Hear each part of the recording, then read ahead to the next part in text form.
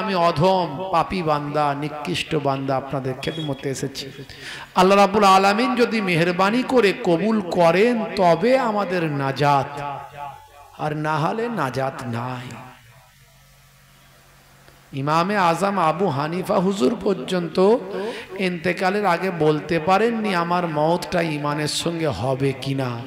তাহলে যাকে ইমামে আজম বলা হয় তাদের জুতো ধুলো ধুলো হতে পারবো না। আমরা কিভাবে তাকাব্বরি করতে পারি, অহংকার করতে পারি, আমরা কি করে বড়াই করতে পারি? আল্লাহর ওলিদের রুহানি নেক নজর যেন আমাদের উপরে থাকে, বলুন আল্লাহুম্মা আমিন। বাপেরা আমার, আমরা তাসাউফ পন্থী মানুষ ওলিয়া উলিয়াদের ভালোবাসি। শুধু কিতাব পড়া মৌলবী নয়, শুধু কিতাব পড়লেই তো হবে না, এলেম শিখলেই তো হবে না, আসল এলেমটা জানতে হবে, এলমে তাসাউফের জ্ঞান অর্জন করতে হবে, এলমে হাকিকতের জ্ঞান অর্জন করতে হবে। শুধু এলমে শরিয়াতের জ্ঞান অর্জন করলেই হবে না, এলমে শরিয়াত তো জানতেই হবে। এলমে শরিয়াত ছাড়া আপনি যদি আবার কেউ বলে এলমে মারেফাতের জ্ঞান আমি শিখেছি, এলমে হাকিকতের জ্ঞান অর্জন করেছি, এলমে তাসাউফের জ্ঞান অর্জন করেছি, আর যদি এলমে শরিয়াতের জ্ঞান না অর্জন করে সে বেঈমান হয়ে যাবে। আসলে তার মধ্যে কোনো জ্ঞানই রইল না। এলমে শরিয়াত ছাড়া আপনার অন্য কোনো জ্ঞানই হবে না। তবে শরিয়াত শুধু শিখলি হবে না, তার সঙ্গে সঙ্গে এলমে মারিফাত জানতে হবে, এলমে হাকিকাত জানতে হবে, বুঝতে পারছেন? এলমে তাসাউফের জ্ঞান অর্জন করতে হবে। আমরা সেই একসঙ্গে সমস্ত ভাই আমার এই সমস্ত জ্ঞান অর্জন করে যারা আল্লাহর ওলি তাদের দেখানো পথে আমরা চলি। সেই মুজাদ্দিদুজ্জামান আপনাদের দাদা হুজুর কেবলা, আমার পন্নাজান হুজুর পীর কেবলা, জোরে বলুন সুবহানাল্লাহ। তিনি আমাদেরকে কত সুন্দর করে বুঝিয়ে দিয়েছেন। আর যারা শুধু এলমে শরিয়াতের জ্ঞান জানে তারা দুধ চেনে, দুধ বোঝেন তো নিশ্চয়, গরুর দুধ। আচ্ছা, তারা যদি শুধু এলমে শরিয়াত জানে তারা শুধু দুধটা চেনে, কিন্তু তারা দুধ থেকে মাখন কেমন করে বের করতে হয় জানে না, দুধ থেকে কিভাবে ঘি বের করতে হয় জানে না, দুধ থেকে ছানা কিভাবে তৈরি করতে হয় জানে না। যার মধ্যে এলমে হাকিকাত আছে, এলমে মারিফাত আছে, এলমে তাসাউফ আছে, তিনি দুধ থেকে এলমে শরিয়াত থেকে যাচাই করে বেছে সেখান থেকে এলমে মারিফাত বের করেন, এলমে হাকিকাত বের করেন, এলমে তাসাউফ বের করেন। মনে রাখবেন আমার মুজাদ্দিদুজ্জামান সেই জ্ঞান অর্জন করে আমাদের শিখিয়েছেন। বাবা, আমরা বের করার যোগ্যতা আমাদের নাই, তিনি বের করে আমাদের বলে দিচ্ছেন এইভাবে চলো। এই জন্য আমরা ওলিয়া উলিয়াদের ভালোবাসি, বুঝতে পারছেন? এক শ্রেণীর বড় বড় আলেম দেখবেন, বড় বড় আলেম সব গুমরাহ হয়ে গেছে, অহংকার, তাকাব্বুর, রিয়া, বুঝতে পারছেন না? বড় বড় আলেম, হ্যাঁ। কিন্তু আমার মুজাদ্দিদুজ্জামান সারা জীবন তার জীবনী জিন্দেগিগুলো পড়ুন, দেখবেন কোনোদিন অহংকারের লেশ মাত্র ছিল না, অহংকারের লেশ মাত্র ছিল না। কারণ তার মধ্যে যেমন এলমে শরিয়াত ছিল তেমন এলমে মারিফাত ছিল, এলমে হাকিকাত ছিল, বুঝতে পারছেন? বাপেরা আমার, আমার নবীকে আল্লাহ বাদশাহ করেছিলেন, বাদশাহ করেছিলেন। দেখুন আমার নবীর কাছ থেকে কেমন ওলিয়া উলিয়ারা নিয়েছেন। হযরতে ওমর ফারুক রাদিয়াল্লাহু তাআলা আনহু এসে নবী পাক সাল্লাল্লাহু আলাইহি সাল্লামকে দেখলেন যে খেজুর গাছের চাটায়ে শুয়ে আছে, নবী পাকের সারা শরীরটাই চাটায়ের দাগ হয়ে গেছে। হযরতে ওমর ফারুক হুজুর কাঁদছেন। বাবা ওমর কাঁদছো কেন? বাবা ওমর কাঁদছো কেন? ইয়া রাসূল আল্লাহ, হাবিব আল্লাহ, আমি কাঁদছি তার কারণ হলো, ইয়া রাসূল আল্লাহ, ইয়া হাবিব আল্লাহ, আজকের দিনে আমরা দেখতে পাই যে বড় বড় যারা রাজা বাদশাহ, বড় বড় যারা রাজা বাদশাহ তারা আজকে কত আরামের সঙ্গে থাকে, কত তারা আরামের সঙ্গে তারা জীবন যাপন করছে। আর আপনি আপনি দিন দুনিয়ার বাদশাহ, আপনি দিন দুনিয়ার বাদশাহ, আজকে আপনি এই অবস্থায় দিন কাটাচ্ছেন, এত কষ্ট করে আপনি দিন কাটাচ্ছেন। এরই জন্য আমি কাঁদছি হুজুর, এরই জন্য আমার কান্না চোখে এসে যাচ্ছে।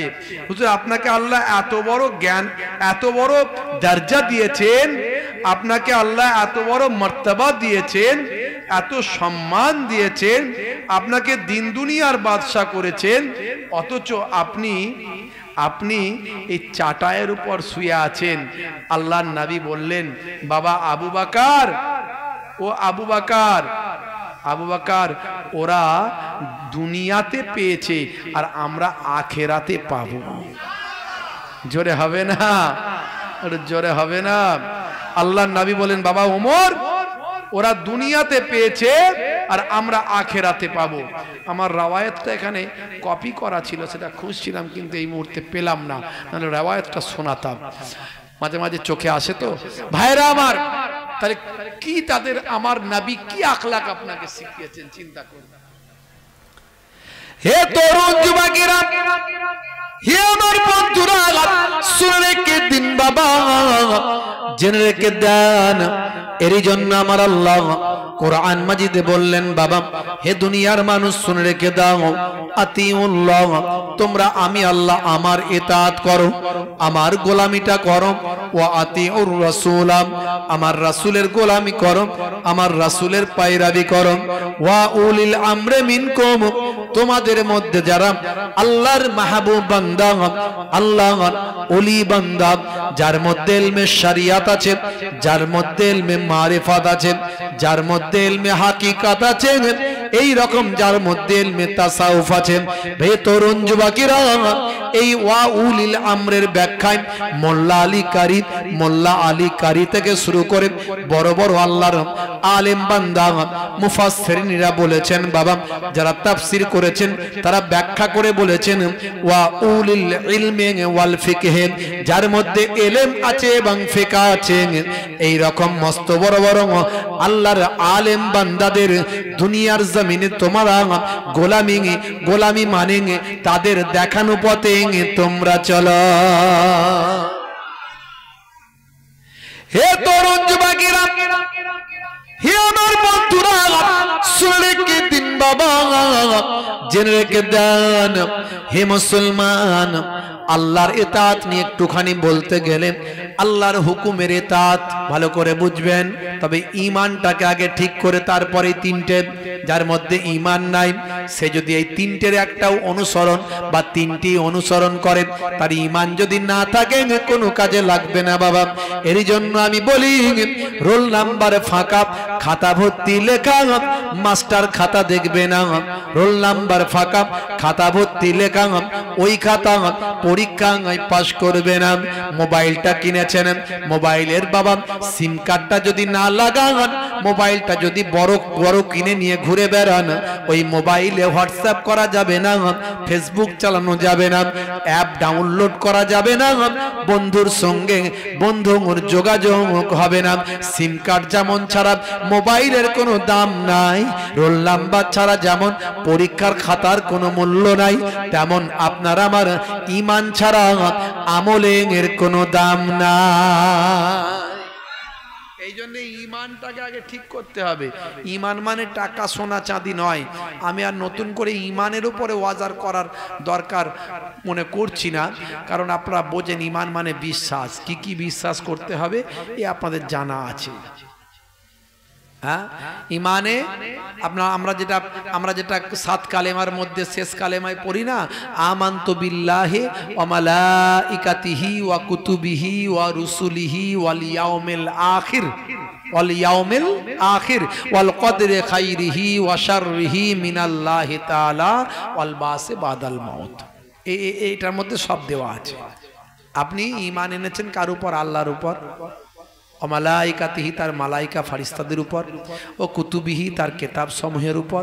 যত কেতাব, কুতুব বলছেন, কেতাবের বহু বচন কুতুব, বুঝতে পারছেন? যত কেতাব কোনগুলো? মোট কেতাব হলো কতগুলো? আসমানি কেতাব কতগুলো? মোট 104। 4টে বড় কেতাব আর বাকি 100 খানা সাহিফা, ছোট কেতাব। বুঝতে পারছেন?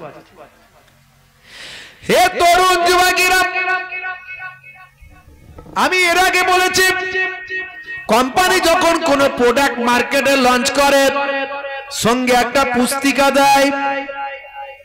এর আগে আমি বিষয়টাকে সুন্দর করে বোঝানোর চেষ্টা করেছি, উদাহরণটা দেওয়ার চেষ্টা করেছি।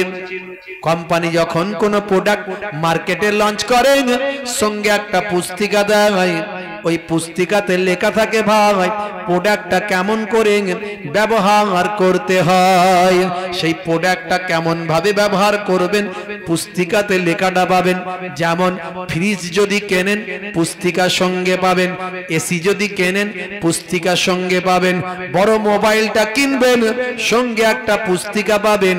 এই পুস্তিকাতে কখনো ভুল থাকতে পারে না, কারণ যিনি প্রোডাক্ট তৈরি করেছেন তিনি তো পুস্তিকায় সেই প্রোডাক্ট সম্পর্কে লিখে দিয়েছেন। হে তরুণ যুবকেরা, আমার আল্লাহ হযরতে আদম নবী থেকে শুরু করে এ পর্যন্ত কোটি কোটি কোটি কোটি মানুষ তৈরি করেছেন। এই মানুষ নামক প্রোডাক্টটা আমার আল্লাহ যুগে যুগে পৃথিবীর জমিনে পাঠিয়েছেন। আদম নবীর জামানায় মানুষ পাঠিয়েছেন, আদম নবীকে প্রতিনিধি করে একটা পুস্তিকা আমার আল্লাহ তুলে দিয়েছেন। ভাই আমার মানুষ কেমন ভাবে ব্যবহার হবে সেই পুস্তিকায় লিখে দিয়েছেন। পুস্তিকার নাম হলো সাহিফা। ইব্রাহিম নবীর যুগে মানুষ নামক প্রোডাক্ট আল্লাহ পাঠিয়েছেন, সঙ্গে পুস্তিকা একটা ইব্রাহিম নবীর কাছে তুলে দিয়েছেন, প্রতিনিধি করে ইব্রাহিম নবীকে দিয়েছেন কেমন ভাবে মানুষ ব্যবহার হবে। হে তরুণ যুবকেরা, হে আমার মুরব্বিয়ানেরা, শুনে রেখে দিন বাবা, জেনে রেখে দেন, এইভাবে সমস্ত নবীদের জামানায় পুস্তিকা দিয়েছেন সাহিফা, ছোট ছোট কিতাব দিতে দিতে দিতে দিতে হযরতে বাবা দাউদ নবীর কাছে আমার আল্লাহ পুস্তিকা দিলেন, হযরতে ভাই আমার ঈসা নবীর কাছে আমার আল্লাহ দিলেন, হযরতে মুসা নবীর কাছে আমার আল্লাহ দিলেন। হে তরুণ যুবকেরা, ঈসা নবীর জামানায় মানুষ নামক প্রোডাক্ট পাঠিয়েছেন, সঙ্গে একটা পুস্তিকা ঈসা নবীর কাছে দিলেন। এই পুস্তিকাটার নাম হলো ইনজিল শরীফ। হযরতে মুসা নবীর জামানায় আমার আল্লাহ মানুষ নামক প্রোডাক্ট পাঠিয়েছেন, সঙ্গে একটা পুস্তিকা দিলেন। এই পুস্তিকাটার নাম হলো তাওরাত শরীফ।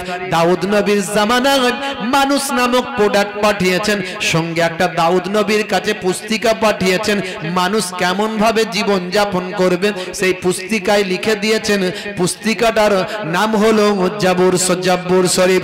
আর আমাদের নবী আখিরি জামানার পয়গম্বর, জগতের শেষ নবী, যে নবীর উম্মত হবে সবচেয়ে বেশি কাল কিয়ামতের দিনে, যত পৃথিবীর বুকে আদি থেকে অন্ত পর্যন্ত, স্টার্টিং থেকে এন্ডিং পর্যন্ত, ইবতেদা থেকে ইন্তেহা পর্যন্ত, শেষ সময় পর্যন্ত যত মানুষ এসেছে বা আসবে সব মিলিয়ে কাল কিয়ামতে লাইন হবে 120টা।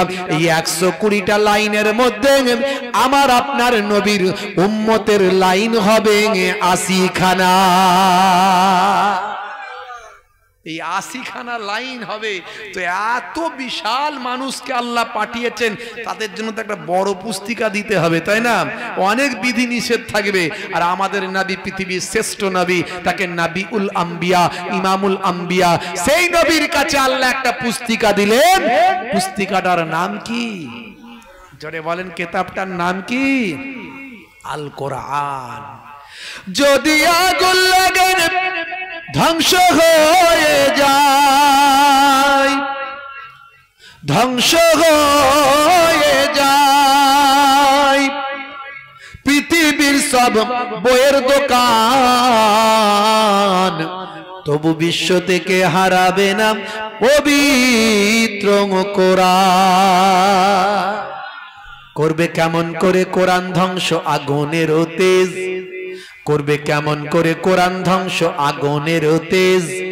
আছে বিশ্বে ভরা অগণিত কোরআনে হাফেজ, তারা ছাপি আসমানি গ্রন্থ, তারা ছাপি আসমানি গ্রন্থ, বাঁচাবে ইসলামের সম্মান, তবু বিশ্ব থেকে হারাবে না পবিত্র কোরআন। জোরে হবে না? আর জোরে হবে না। আমার আল্লাহ বলছেন ইন্না নাহানু নাযালনা যিকরা ওয়া ইন্না লাহু লাহাফিজুন। এই কোরআন মাজিদ আমি আল্লাহ নাজিল করেছি, আর এর হেফাজতের দায়িত্বটাও আমি আল্লাহ নিজে গ্রহণ করেছি। আল্লাহ যে কিতাবের হেফাজত করবে বলেছে, সেই কিতাবের বিরুদ্ধে মামলা করলে কাজ হবে? জোরে বলেন হবে?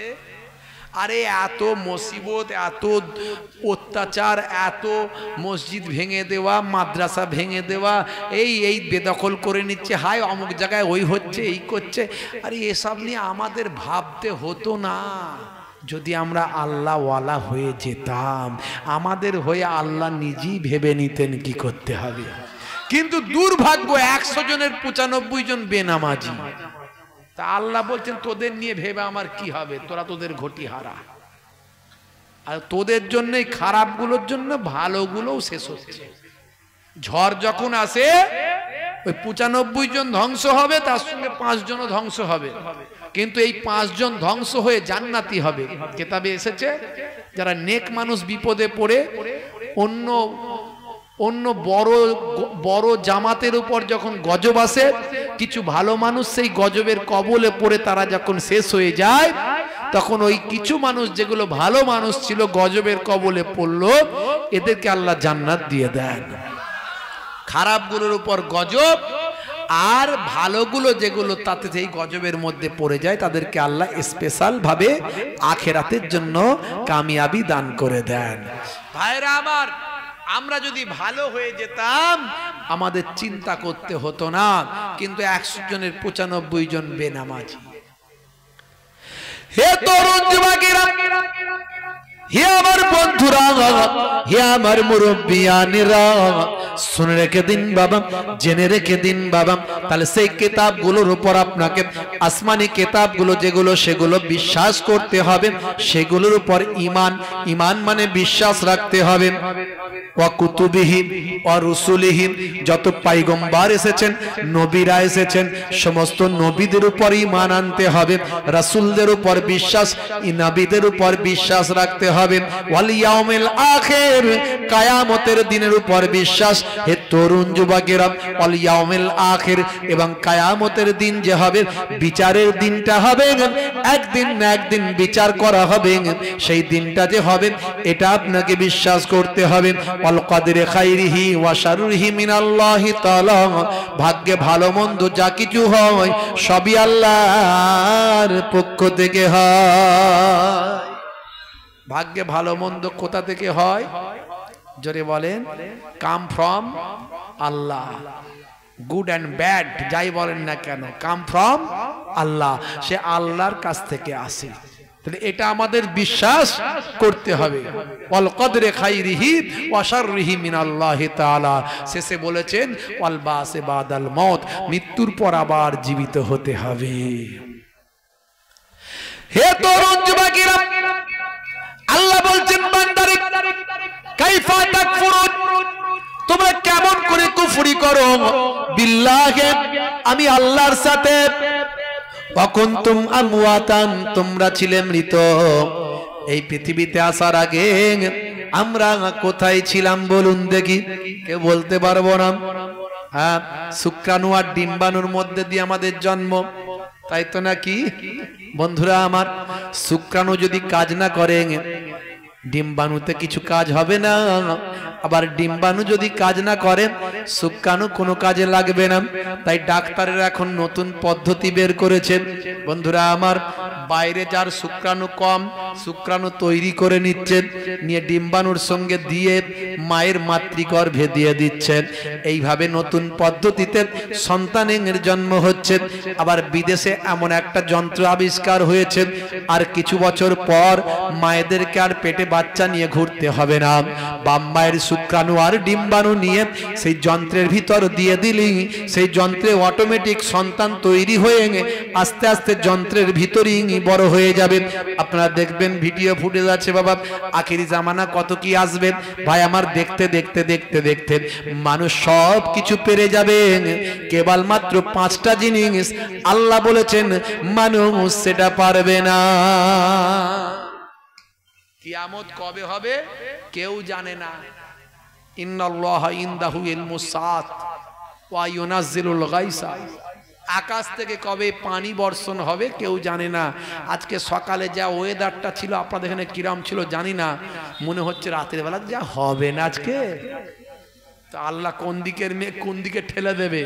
আগেকার যুগে আবহাওয়া দপ্তররা কি বলতো, আগে আলিপুর আবহাওয়া দপ্তর কি বলতো, আজকে পানি হবে, আগামী বৃহস্পতিবার আবহাওয়া দেখে বলে দিচ্ছে বৃহস্পতিবার কলকাতা সহ দক্ষিণবঙ্গে প্রচন্ড পরিমাণে ঝড় বৃষ্টির আভাস, ঝড় বৃষ্টি হবে।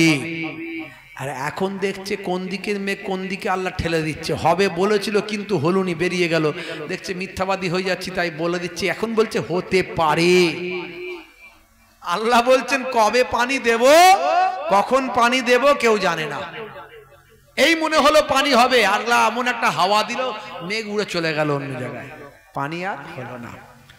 আর একটা আল্লাহ বলছেন মাতৃগর্ভে একটা পিরিয়ড আছে, সময় আছে, যে সময় আল্ট্রাসাউন্ডেও ধরা পড়ে না যে মায়ের পেটে কি সন্তান আছে, ছেলে না মেয়ে। এমন একটা পিরিয়ড আছে, সময় আছে, সেই সময়ের আগে ডাক্তাররাও জানে না এটা মেয়ে না ছেলে। আল্লাহ বলছেন আমি জানি। আর কোন মাটিতে কার রুজি আছে, কোনখানেতে কার রুজি আছে সে ছাড়া কেউ জানে না। আগামীকাল কে কি কাজ করবে সেটা সে ছাড়া, আল্লাহ ছাড়া কেউ জানে না। আপনি বলবেন আমরা শিক্ষিত মানুষ, আগামীকাল সকালে কলকাতা যাব, হতে পারে যাবেন আপনি, কিন্তু আমার আল্লাহ যদি চান তবে তো যাবেন।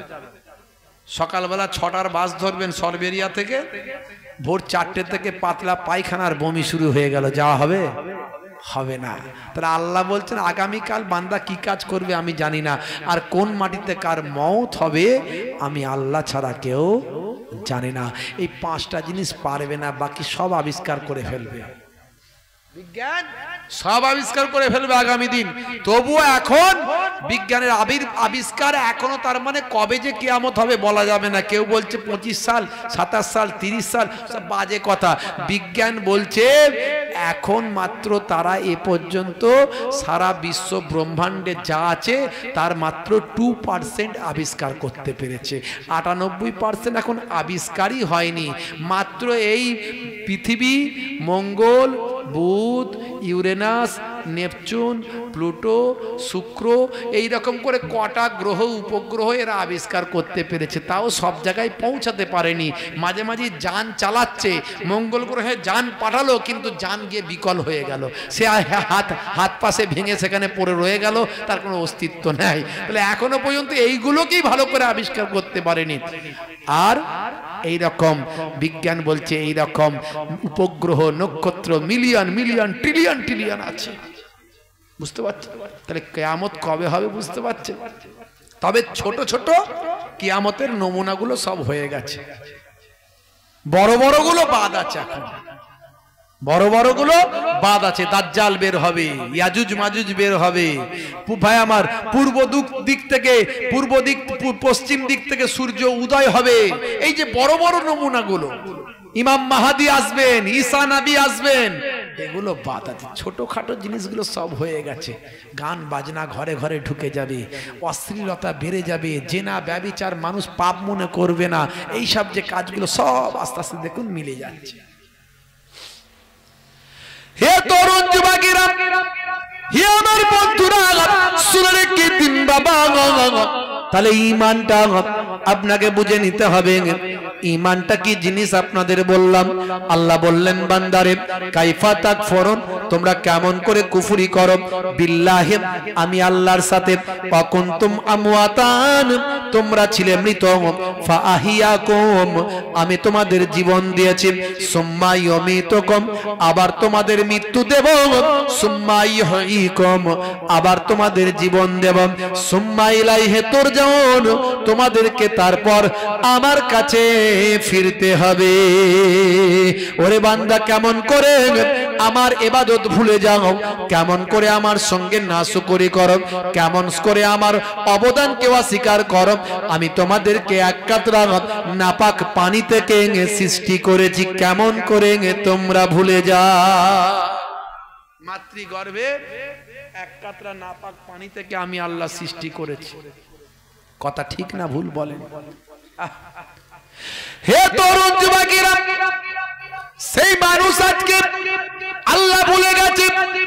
আল্লাহ বলছেন বান্দারে, ইয়া আইয়ুহাল্লাযীনা আমানু লা তুলহিকুম আমওয়ালুকুম ওয়ালা আওলাদুকুম আন যিকরিল্লাহ ওয়া মান ইয়াফআল যালিকা ফাউলাইকা হুমুল খাসিরুন। হে দুনিয়ার মানুষ, শুনে রেখে দাও, জেনে রেখে দাও, हे दुनियार मानुष ना भुला दे माल तुम्हारा और औलाद तुम्हारे अल्लाह के इबादत से। ए दुनियार मानुष जानो তোমরা তোমাদের বিবি বাচ্চা আল আওলাদ সন্তান সন্ততি পে কাজ কারবার পে মাল মাতা পে জানো তোমরা তোমাদের এই মাল সম্পদ গুলো পে জানো তোমরা আল্লাহকে ভুলে না যাও। না ভুলা দে মাল तुम्हारा और औलाद तुम्हारे, তোমাদের সম্পদ তোমাদের মাল মাতা তোমাদের সন্তান সন্ততি পেয়ে জানো তোমরা আল্লাহর ইবাদত না ভুলে যাও। তোমার বুকে রাখো আল্লাহরই ভয়, আসবে না কোনো দিন কোনো পরাজয়, আসবে না কোনো দিন কোনো পরাজয়। আল্লাহকে ভয় করতে হবে। আল্লাহকে ভয় করলে আমরা দেখবেন অন্যায় কাজ করতে পারবো না। এই জন্য আল্লাহ বহু জায়গাতে বলেছেন, বান্দা তোরা আমাকে ভয় কর। ইয়া আইয়ুহাল্লাযীনা আমানুত্তাকুল্লাহ, বান্দা তোমরা আমাকে ভয় করো, হাক্কা তুকাতি, যেমন করা দরকার, বারবার বলেছেন। তোমার বুকে রাখো আল্লাহরই ভয়, আসবে না কোনো দিন কোনো পরাজয়, আসবে না কোনো দিন কোনো পরাজয়। হারাম হালাল জেনে সরল সত্য মেনে নিষিদ্ধ সব ছেড়ে উঠুক জীবন বেড়ে যাবে তুমি জান্নাতে, যা ছিল স্বপ্ন তোমার।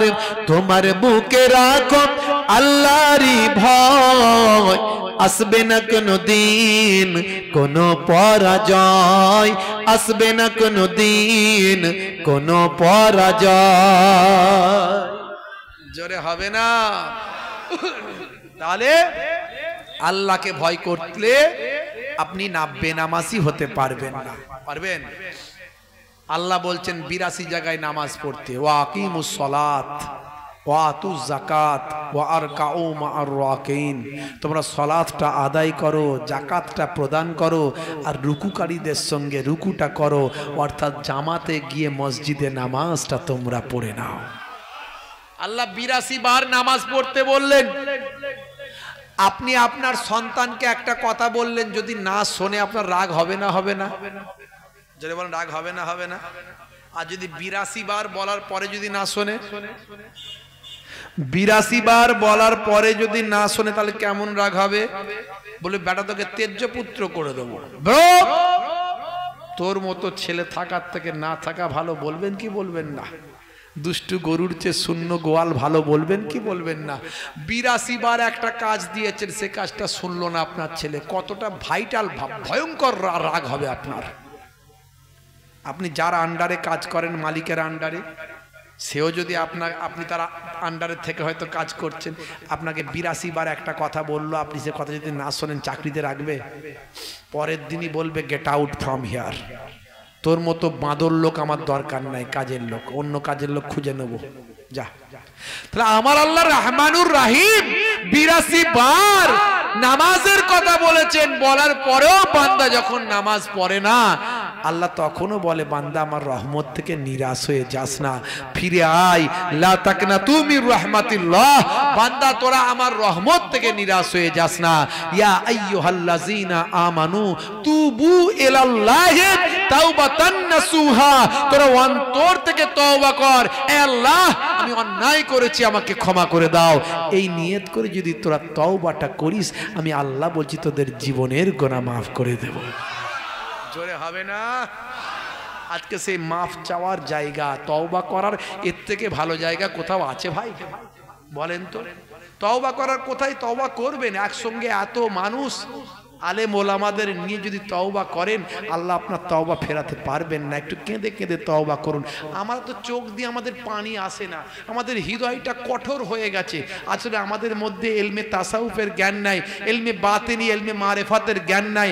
আমরা খেদমত করতে জানি না, খাদেম হতে জানি না, আমরা সম্মান করতে জানি না, আদব আমাদের মধ্যে নাই। তাসাউফপন্থী মানুষ আমরা নই, আমরা জুতো সিধে করতে জানি না। বুজুর্গদের জুতো সিধে করবেন, কান্না চোখে আসবে, আপনার হৃদয় আর কঠোর থাকবে না, নরম হতে বাধ্য। বুজুর্গদের জুতো সিধে করেছেন? কোনো অলি আউলিয়াকে আপনার ভালো লাগে না, আপনি পান না, অলি পাই না তো কার জুতো সিধে করব? আপনার বাপের জুতো সিধে করুন, মায়ের জুতো সিধে করুন, দেখবেন হৃদয় নরম হবে। কদিন পর থেকে আপনি নামাজে দাঁড়াবেন, সিজদায় যাবেন, সুবহান রাব্বিয়াল আলা বলবেন, অটোমেটিক আপনার সঙ্গে আল্লাহর কথা হচ্ছে, আপনার চোখ দিয়ে অনর্গল পানি ঝরঝর করে পড়তে থাকবে। তার মানে বুঝতে পারবেন ফয়েজ এসে গেছে, ফয়েজ এসে গেছে। এটাই তফাৎ অন্যান্য মাযহাব, দল, সিলসিলা, জামাত, তাদের থেকে এই ফুরফুরা শরীফ মাসলাকের তফাৎ এইখানে যে এরা সিজদায় গেলে কাঁদতে পারে, ওলিদের দরবারে গেলে কাঁদতে পারে, এদের হৃদয়টাকে আল্লাহ নরম করে দেন। এটাই তফাৎ, তো সহজ নয়। বুঝতে পারছেন?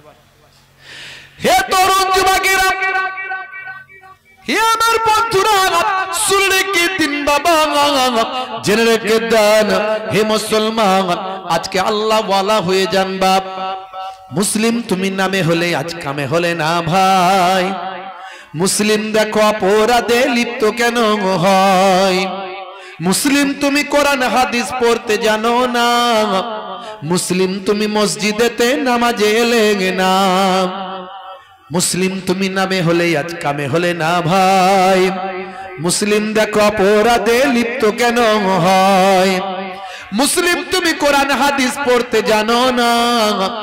মুসলিম তুমি মসজিদেতে নামাজে এলে না। মুসলিম তুমি নামে হলে আজ মুসলিম তুমি নামে মুসলিম এলেনের পথে সমাজ বদলাবে রে, সমাজ বদলাবে। মুসলিম তুমি নামে হলে আজ কামে হলে না ভাই। মুসলিম দেখো অপরাধে লিপ্ত কেন হয়। বনে বারুদে নেশার তলায় হবে না কারো সাথী। সালাউদ্দিন আর পাগলের তুমি যে উত্তরসূরি। ব্যঙ্গ কার্টুনে ব্যঙ্গ সিনেমায় নবীর সম্মান কমে না। ব্যঙ্গ কার্টুনে ব্যঙ্গ সিনেমায় নবীর সম্মান কমে না। গুগল সার্চে সেরা মনীষী খুঁজে দেখো না। গুগলে যাও, লেখো who is the greatest person in the world. Who is the greatest person in the world? Google আপনাকে आंसर দেবে greatest person in the world of Prophet Muhammadur Rasulullah sallallahu alaihi wasallam। সেই নবীর আমরা উম্মত।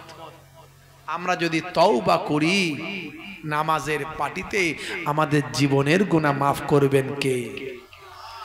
হে তরুণ যুবকেরা, হযরতে মুসা কালিমুল্লাহর জামানায় একসময় দীর্ঘদিন ধরে পানি হয়নি, দীর্ঘদিন ধরে পানি হচ্ছে না।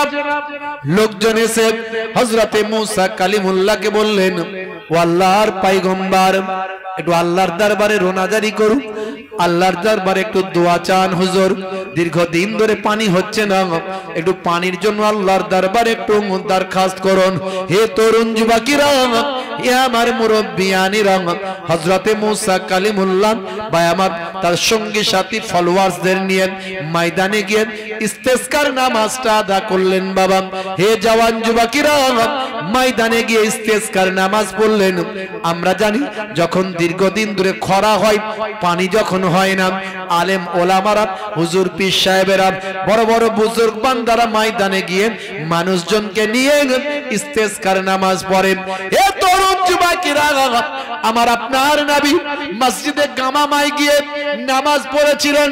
আপনারা জানেন ভাই আমার, মদিনা শরীফে মসজিদের নববী থেকে একটু সামনে দিকে এসেন, একেবারে ভাই আমার জান্নাতুল বাকির পাশাপাশি আপনারা দেখবেন একটা মসজিদ আছে, সাদা কালারের বড় মসজিদ। ওই মসজিদটা হলো মসজিদে গামামাম। তার পাশেই আছেন ভাই আমার মসজিদে ওমর, মসজিদে ভাই আমার আবু বকর। হে জওয়ান যুবকেরা, এই মসজিদগুলোর বিশেষ বিশেষত্ব আছে। এই মসজিদে গামামাম আমার আপনার নবী গায়েবানা নামাজ, জানাজার নামাজ পড়েছিলেন নাজ্জাসী বাদশার।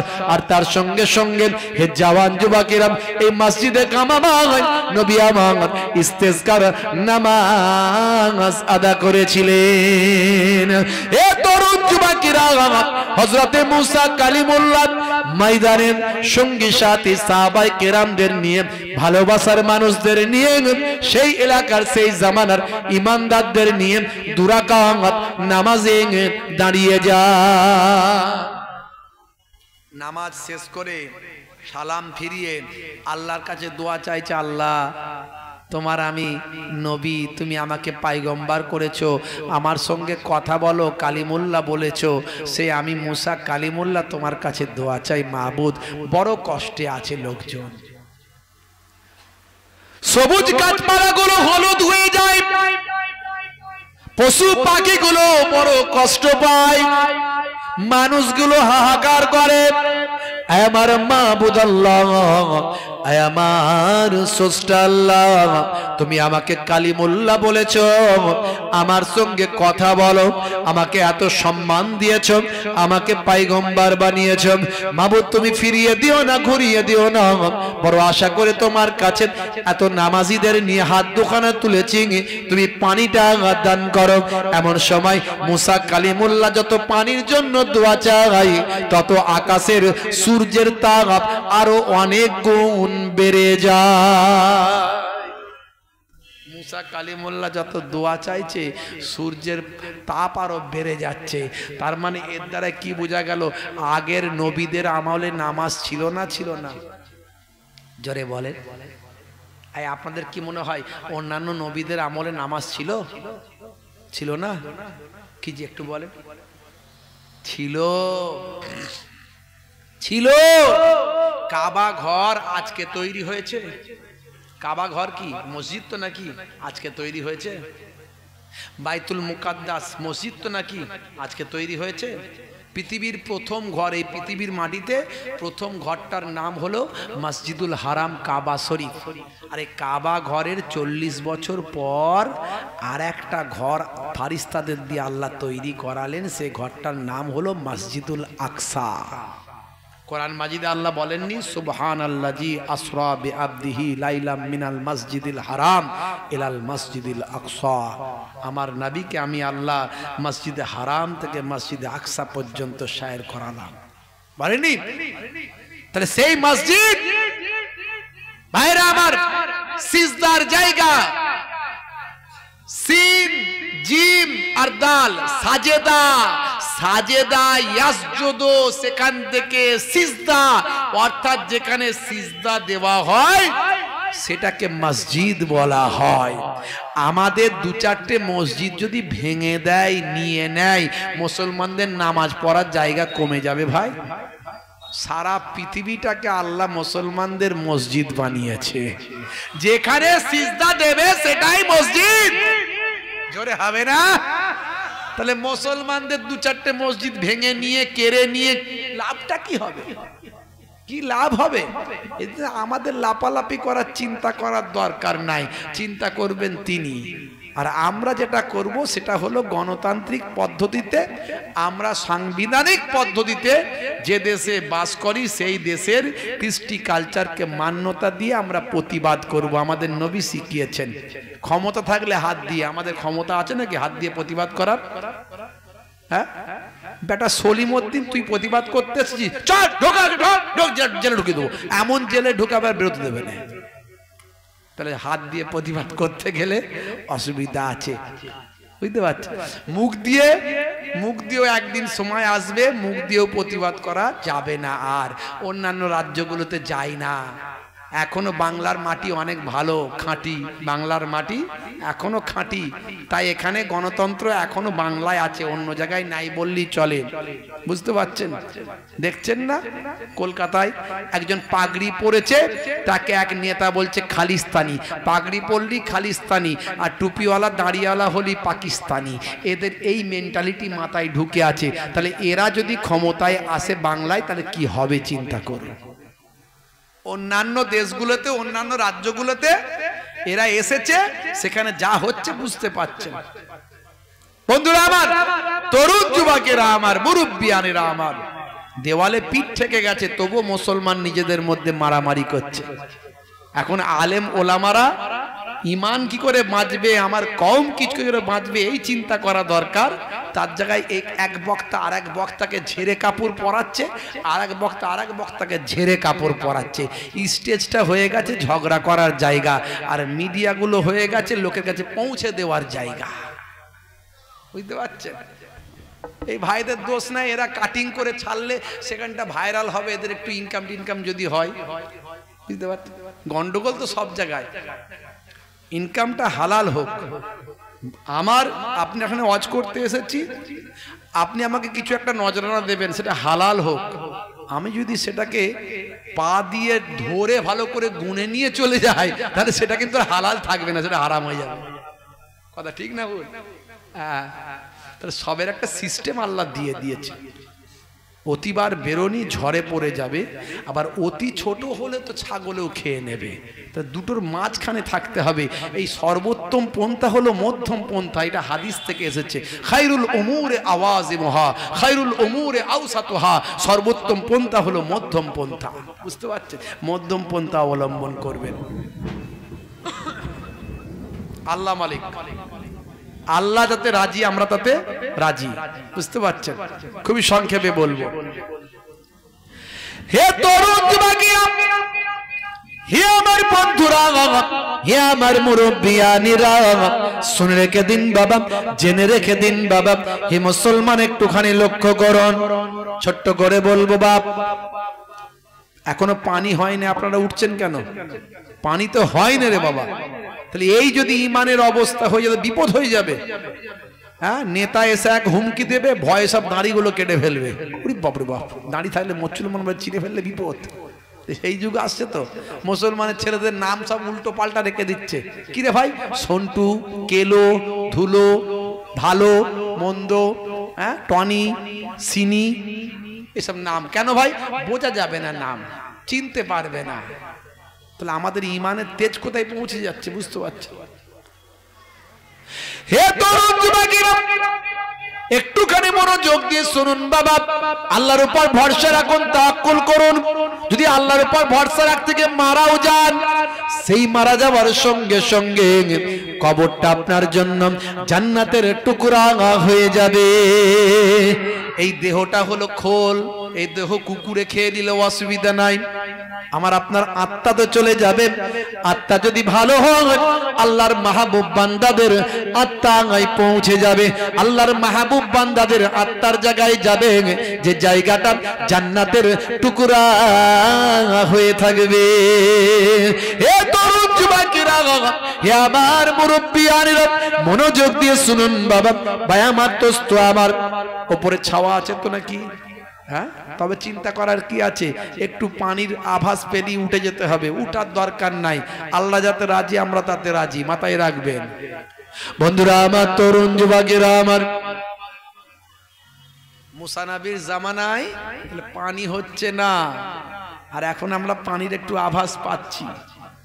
তাহলে পানি হলেও জ্বালা আমাদের, আর না হলে আরো বড় জ্বালা, পানি হলেও জ্বালা, না হলে আরো জ্বালা।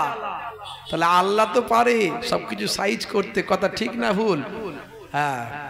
হে জওয়ান যুবকেরা, হযরত মুসা কালিমুল্লাহ যত আল্লাহর কাছে দোয়া চাইছে তত সূর্য তেজ আরো বেড়ে যাচ্ছে, কথা ঠিক না ভুল? সূর্য তেজ আরো বেড়ে যাচ্ছে। মুসা নবী লজ্জিত হচ্ছেন। মুসা নবীর লোকগুলো বলছে কেমন নবী দেখো, এতদিন পর্যন্ত যা বলছিল তাই হচ্ছিল, আজকে তো উল্টো হয়ে যাচ্ছে, কিছু গন্ডগোল হলো নাকি? হ্যাঁ, মুসা নবী লজ্জিত হচ্ছেন, আল্লাহর কাছে বলছেন আল্লাহ তুমি আমাকে লজ্জিত করো না, তুমি আমাকে অপমান করে দিও না, তুমি আমাকে বন্ধু বলেছো, তুমি আমার সঙ্গে কথা বলেছো, তুমি আমাকে পয়গম্বর বানিয়েছো, আর আমার সঙ্গে কথা বলো, আর আমি তোমাকে বলছি মেহেরবানি করে তুমি পানি দাও, কিন্তু তুমি পানি না দেওয়ার জায়গায় সূর্যের তেজ আরো বাড়িয়ে দিচ্ছ, আরো প্রচন্ড রৌদ্র বাড়িয়ে দিচ্ছ। এখন আমি আমার ভালোবাসা আমার ভক্ত শিষ্যদের কাছে, আমার সাহাবাদের কাছে আমি কি মুখে কথা বলবো? আল্লাহ বললেন হে নবী মুসা, হে নবী মুসা চিন্তা করো না, তবে একটা কথা তোমাকে বলি নবী মুসা, তোমার এতে কোনো অসুবিধা নাই, তোমার এতে কোনো কসুর নাই। হে নবী মুসা, তুমি যাদেরকে নিয়ে হাত তুলে দোয়া চাইছো তাদের ভিতরে একটা লোক আছে যে 40টা বছর ধরে আমি আল্লাহর ইবাদত একদিনও করে নাই। সেই লোক তোমার এই ভিড়ের মাঝখানে ঢুকে আছে, তার কারণে আমি তোমার দোয়াটা কবুল করি না। বুঝতে পারছেন? 40টা বছর আল্লাহকে ডাকেনি। মুসা নবী তো খুব রাগান্বিত হলেন, কে আছে, কে আছো এই ভিড়ের মাঝখানে, 40 বছর আল্লাহকে ডাকুনি। আর আমরা এখানে যারা আসি বা যারা থাকি সব, তার মধ্যে কত ধরনের লোক থাকে, কথা ঠিক না ভুল? কিন্তু আমাদের নবীর খাতিরে আল্লাহ বলেছেন বান্দা একবার তওবা করে নিয়ে জীবনের গুনাহ মাফ করে দেব। হে তরুণ যুবকেরা, হে আমার বন্ধুরা, হে আমার মুরব্বিয়ানিরা, শুনে রেখে দিন বাবা, জেনে রেখে দিন বাবা। এমন সময় হযরতে মুসা কালিমুল্লাহ বললেন কে আছো বাবা, হে বীরের মাঝখানে কে আছো যে জীবনে 40টা বছর ধরে একদিনের জন্য আল্লাহর ইবাদত করো না? বাবা বেরিয়ে যাও, বাবা বেরিয়ে যাও, এই ভিড় থেকে বেরিয়ে যাও, এই নামাজের কাতার থেকে বেরিয়ে যাও, কারণ তোমার জন্যই আমার আল্লাহ আজকে পানি নাজিল করছে না। ভাই আমার তুমি বেরিয়ে যাও বাবা, বেরিয়ে যাও, তুমি অন্তত বেরিয়ে গেলে আমার আল্লাহ পানি দেবেন, মানুষগুলো শান্তি পাবে, পশু পাখিগুলো শান্তি পাবে, গাছপালাগুলো শান্তি পাবে, জমিনটা ঠান্ডা হয়ে যাবে। আচ্ছা বলুন তো দেখি, ওই ব্যক্তি যদি আমাদের মধ্যে কেউ হতাম, আমরা কি বেরিয়ে চলে যেতাম, না মাথাটা আরো নিচু করে ভালো করে বসে থাকতাম? কি করতাম? আচ্ছা বেরিয়ে যদি একবার চলেও যায়, সকালবেলা টিকতে পারবে? গ্রামে আর থাকতে পারবে? বেটা তুই তাহলে এত বড় পাপী, 40 বছর ধরে একদিনও আল্লাহকে ডাকিস নি, হ্যাঁ? তো লোক তো চিনে ফেলবে। তো সেও তো তাই, মুসা নবী যত বলছে সে মাথা নিচু করে বসে আছে, আরো ভালো করে লুকিয়ে পড়ছে যাতে চিনতে না পারে। বুঝতে পারছেন? হে তরুণ যুবকেরা, মাথাটা নিচু করে সে চিন্তা করলো বাঁচার কোনো রাস্তা নাই। এখন যদি আমি উঠে চলে যাই, লোকে আমাকে চিনে ফেলবে, আমার অপমান করবে, আমি লজ্জিত হব, আমি এলাকায় টিকতে পারবো না। আর আমি যদি চুপ করে বসে থাকি, আমার আল্লাহ পানি দেবেন না। তাহলে আমার কিছু কাজ করতে হবে, এখন আমাকে ক্ষমা চাইতে হবে। তখন মাথাটা নিচু করে ওই পাপী বান্দাটা ঝরঝর করে কাঁদতে লাগলো, আল্লাহর কাছে অন্তর থেকে তওবা করতে লাগলো।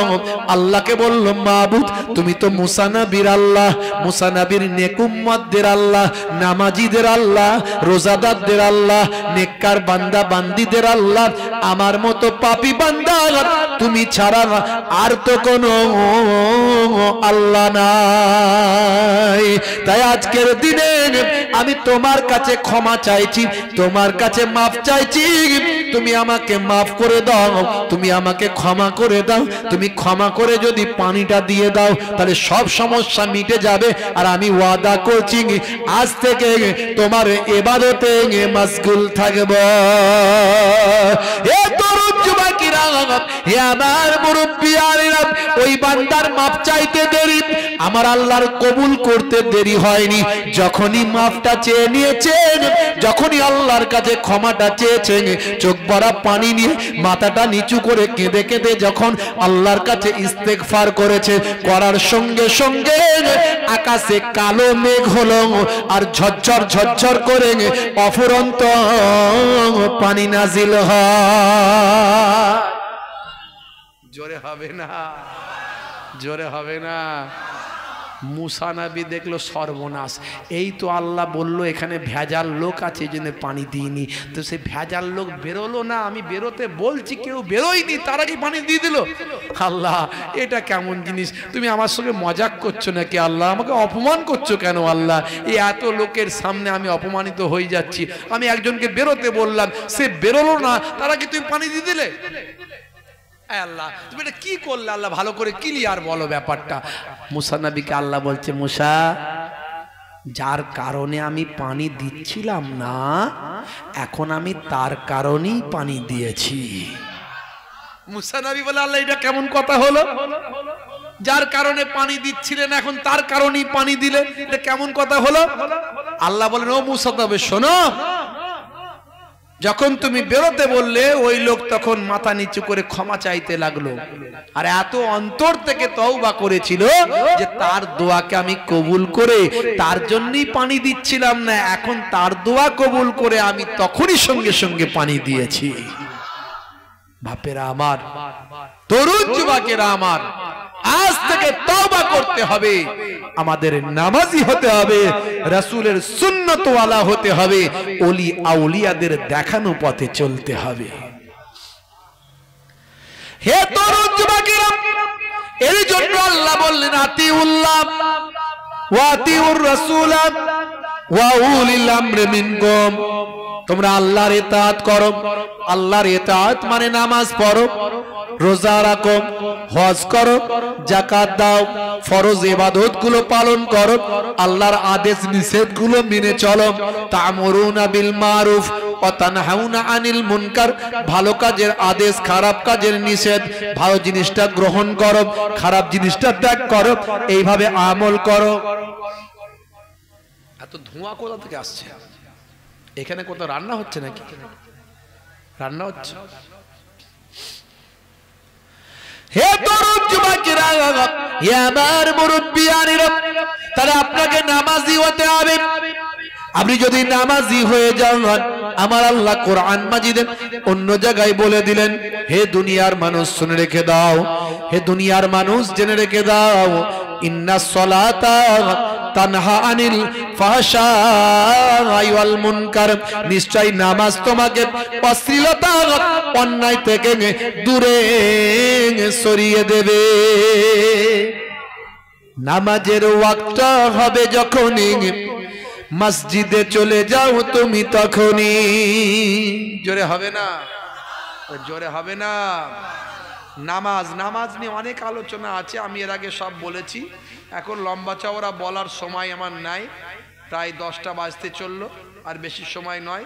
তো আমি এর আগে নামাজ নিয়ে ডিটেলস বলেছি, নামাজের মধ্যে কি সায়েন্স আছে, বিজ্ঞান আছে, রোজার মধ্যে কি সায়েন্স আছে, বিজ্ঞান আছে। আগে বলেছি মানুষ সৃষ্টি করেছেন যিনি, কোরআন দিয়েছেন তিনি, তাহলে সেই কোরআনে যা বলা হয়েছে সব আপনার আমার জন্য দুনিয়া আখেরাতের উপকারে লাগবে। তাই বড় বড় অথার পণ্ডিতের আজকে সব বিজ্ঞানী, সায়েন্টিস্ট, খেলোয়াড়, প্লেয়ার সব নবীর শিষ্য হয়েছে। তাই আমি নামাজ নিয়ে অনেক ওয়াজ করে থাকি, নামাজের মধ্যে কি সায়েন্স আছে, রোজার মধ্যে কি সায়েন্স আছে। এই সামনে রমজানের রোজা আসছে, রোজা রাখবেন, কেউ রোজা ছাড়বেন না। মনে রাখবেন রোজা রাখলে আল্লাহ খুশি হয়। ইয়া আইয়ুহাল্লাযীনা আমানু কুতিবা আলাইকুমুস সিয়াম কামা কুতিবা আলাল্লাযীনা মিন ক্বাবলিকুম লাআল্লাকুম তাত্তাকুন। আমার আল্লাহ বলছেন তোমাদের পূর্বের মানুষদের জন্য রোজা ফরজ ছিল, যেমন তোমাদের উপর রমজানের রোজা ফরজ করা হয়েছে তেমন পূর্বের মানুষদের জন্য রোজা ফরজ ছিল। সমস্ত নবীদের জামানায় রোজা ছিল। যারা জানে না বলে রোজা নাকি আমাদের নবী থেকেই শুধু হয়েছে। আরে ধারাবাহিক সিস্টেমেটিকটা আমাদের নবী থেকে, রোজা আগেও ছিল, নামাজ আগেও ছিল। তো সেই রোজা তোমরা রাখবে যাতে করে তোমরা মুত্তাকি বান্দা হয়ে যাও। রোজা রাখলে তাকওয়াওয়ালা মানুষ হবেন, বন্দেগী মুত্তাকি বান্দা হয়ে যাবেন। জাপানের বিজ্ঞানী বলছে রমজানের রোজার মধ্যে আছে অটোফেজি। এই অটোফেজি যেটা আছে আত্মভক্ষণ, এ নিয়ে আমি বক্তব্য রেখেছি। তিনি আবিষ্কার করেছেন যিনি ধারাবাহিক 1 মাস রোজা রাখবেন তার ম্যাক্সিমামটাই তিনি ভাই আমার রোজা রাখার কারণে ক্যান্সারের মতো জীবাণু নষ্ট হয়ে যায়। নামাজের মধ্যে সায়েন্স আছে, রোজার মধ্যে সায়েন্স আছে। ভাইরা আমার, ইসলামে যা শেখানো হয়েছে, নবী যা শিখিয়েছেন, সবের মধ্যে বিজ্ঞান বাস্তবতা আছে। লাইটম্যান ভাই, লাইটটা জ্বালানোর ব্যবস্থা করুন। আমি এর আগে নবীর সুন্নত গুলো নিয়ে বলেছি। ডান দিকে কাত হয়ে ঘুমানো সুন্নত, বসে খানা খাওয়া সুন্নত, বসে পানি পান করা সুন্নত, পেটটা 3টে ভাগে ভাগ করে খাওয়া সুন্নত। বুঝতে পারছেন? পায়ে গিরার উপরের নিচে যেন পোশাক না যায় পুরুষদের। মা আসফালা মিনাল কাবাইনে মিনাল ইজারে ফিন্নার। পায়ের গিরার নিচে যদি ইচ্ছাকৃত হবে পোশাকটা চলে যায়, ওটা জাহান্নামের আগুনে জ্বলবে। তাহলে পায়ের গিরার উপরে পোশাক পরতে হবে, এটা সুন্নত। ভাই যা এর আগে বলেছি, এই সুন্নতগুলোকে গবেষণা করলে মুখে দাড়ি রাখা সুন্নত সবচেয়ে বড় সুন্নত। আমি বেশিরভাগ দুটো কথা বেশি জোর দিয়ে বলি, একটা হচ্ছে নামাজ, একটা হচ্ছে দাড়ি। এই দুটো জিনিস যদি আপনি করেন 90% পাপ অন্যায় আপনার কাছ থেকে সরে যাবে, আর 70% জান্নাতে যাওয়ার জন্য আপনি এগিয়ে যাবেন। কারণ নামাজি দাড়িওয়ালা লোক খুব পাপ অন্যায় কাজ চট করে করতে পারবে না, তার দাড়ি আর নামাজ বাঁধা দেবে। বুঝতে পারছেন বাবেরা আমার, তরুণ যুবকেরা আমার, আমি সব বলেছি এর মধ্যে সায়েন্স আছে, বিজ্ঞান আছে। তো সেই আল্লাহ বলছেন আতিউল্লাহ, আমার ইতাআত করো, অর্থাৎ আল্লাহর হুকুমের পায়রাবি করো, আল্লাহর হুকুমের গোলামি করো। ওয়া আতিউর রাসূলা, আমার রাসূলের ইতাআত করো, মানে রাসূলের সুন্নতের তাবেদারি করো। সেই সুন্নতের কথা আমি বলেছি, অনেক বলেছি।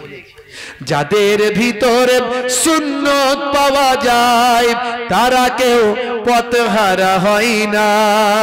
রাসূলের পথে যারা চলে দুনিয়ায়, বাতিলের বাধা তারা মানে না। নিশীত রজনীতে সিজদাতে যায়, হুসাইন তাদের নিয়ে ভাবনাতে রয়। বিপদের মাঝে তারা যতই পড়ুক, বিপদের মাঝে তারা যতই পড়ুক, রাসূলের তরিকা ছাড়ে না। যাদের ভিতরে সুন্নত পাওয়া যায় তারা কেউ পথহারা হয় না। জোরে হবে না? তাহলে আপনি নামাজ ছাড়বেন না। নবী ইন্তেকালের সময় দুটো কথা বলেছিলেন, আসসালাত আসসালাত, আসসালাত আসসালাত, ওমা মালাকাত আইমানুকুম। হে দুনিয়ার মানুষ, নামাজ নামাজ নামাজ। আর তোমার অধীনস্থ মানুষদের সঙ্গে খারাপ আচরণ তোমরা করো না। তোমার আন্ডারে যারা থাকে তাদের সঙ্গে খারাপ ব্যবহার করো না, আর নামাজ ছেড়ো না। ইন্তেকালের আগে দুটো কথা নবীর। সেই নবী সালাতের কথা বলেছে, যে সালাত কায়েম করার জন্য নবী দান দান মোবারক শহীদ হয়েছে, সাহাবায়ে কেরামরা শহীদ হয়েছে, অথচ মুসলমান নামাজ ছেড়ে দিয়েছে। তাই আমি এখানে লিখেছি, নামাজের ওয়াক্ত হবে যখনই, মসজিদে চলে যাও তুমি তখনই। নামাজের ওয়াক্ত হবে যখনই, মসজিদে চলে যাও তুমি তখনই। ছাড়ো এবার, ছাড়ো ছাড়ো এবার, ছাড়ো এবার, ছাড়ো এই কাজ তোমারই। নামাজের ওয়াক্ত হবে যখনই, মসজিদে চলে যাও তুমি তখনই। তোমার বাঁচার তোমার মরার লেখেন মোর প্রভু আমারি, নামাজের ওয়াক্ত হবে যখনই মসজিদে চলে যাও তুমি তখনই। জোরে হবে না, জোরে হবে না। ফজরের সময় ঘুমিয়ে থাকি, জোহরে কি দেব কাজে ফাঁকি। হুজুর ফজরের সময় আজান কোনটা দিয়ে হয় আর কোনটা দিয়ে পালাই বুঝতেই পারি না। জোহর আর আসর, হুজুর জোহরের সময় কাজ করব না নামাজ পড়বো, কাজ না করলে খাবো কি। আসর আর মগরিব হুজুর একটু মাইন্ড ফ্রেশ করতে যায়। মুসলমানের ছেলে চায়ের দোকানে গিয়ে চা খায় আর টিভিটা দেখে, ঘুরিয়ে ঘুরিয়ে চালায়। ভাই আমার পাশে ক্যারাম খেলে, আপনার তাস খেলে, এইভাবে মাইন্ড ফ্রেশ করে। আর এসার সময় ঘরে এসে ঘুম পেয়ে যায়, খায় আর ঘুমায়। সারাদিন নামাজ না পড়ে এইভাবে দিন কাটায়। তাই আমি এখানে লিখেছি একটু ভাঙাচোরা কবি, তো মাঝে মাঝে সময় পেলে একটু কবিতা লিখি। কবিতার গুরুত্ব আছে। আমার নবীর অনেক কবি ছিলেন, শায়ের ছিলেন, তাদের বলা হতো শায়েরুর রসুল। বিখ্যাত শায়েরুর রসুল যাকে বলা হতো, নবীর কবি, তিনি একজন বিখ্যাত সাহাবী, নাম হলো হযরতে হাসান বিন সাবিত রাদিয়াল্লাহু তাআলা আনহু। আপনারা জানেন যে সাহাবীর জন্য মসজিদে নববীতে একটা মেম্বার তৈরি করা ছিল। তিনি কবিতা রচনা করে নবীর প্রশংসায়, নাত প্রশংসামূলক কবিতা রচনা করতেন। এখানে আমি তাই লিখেছি,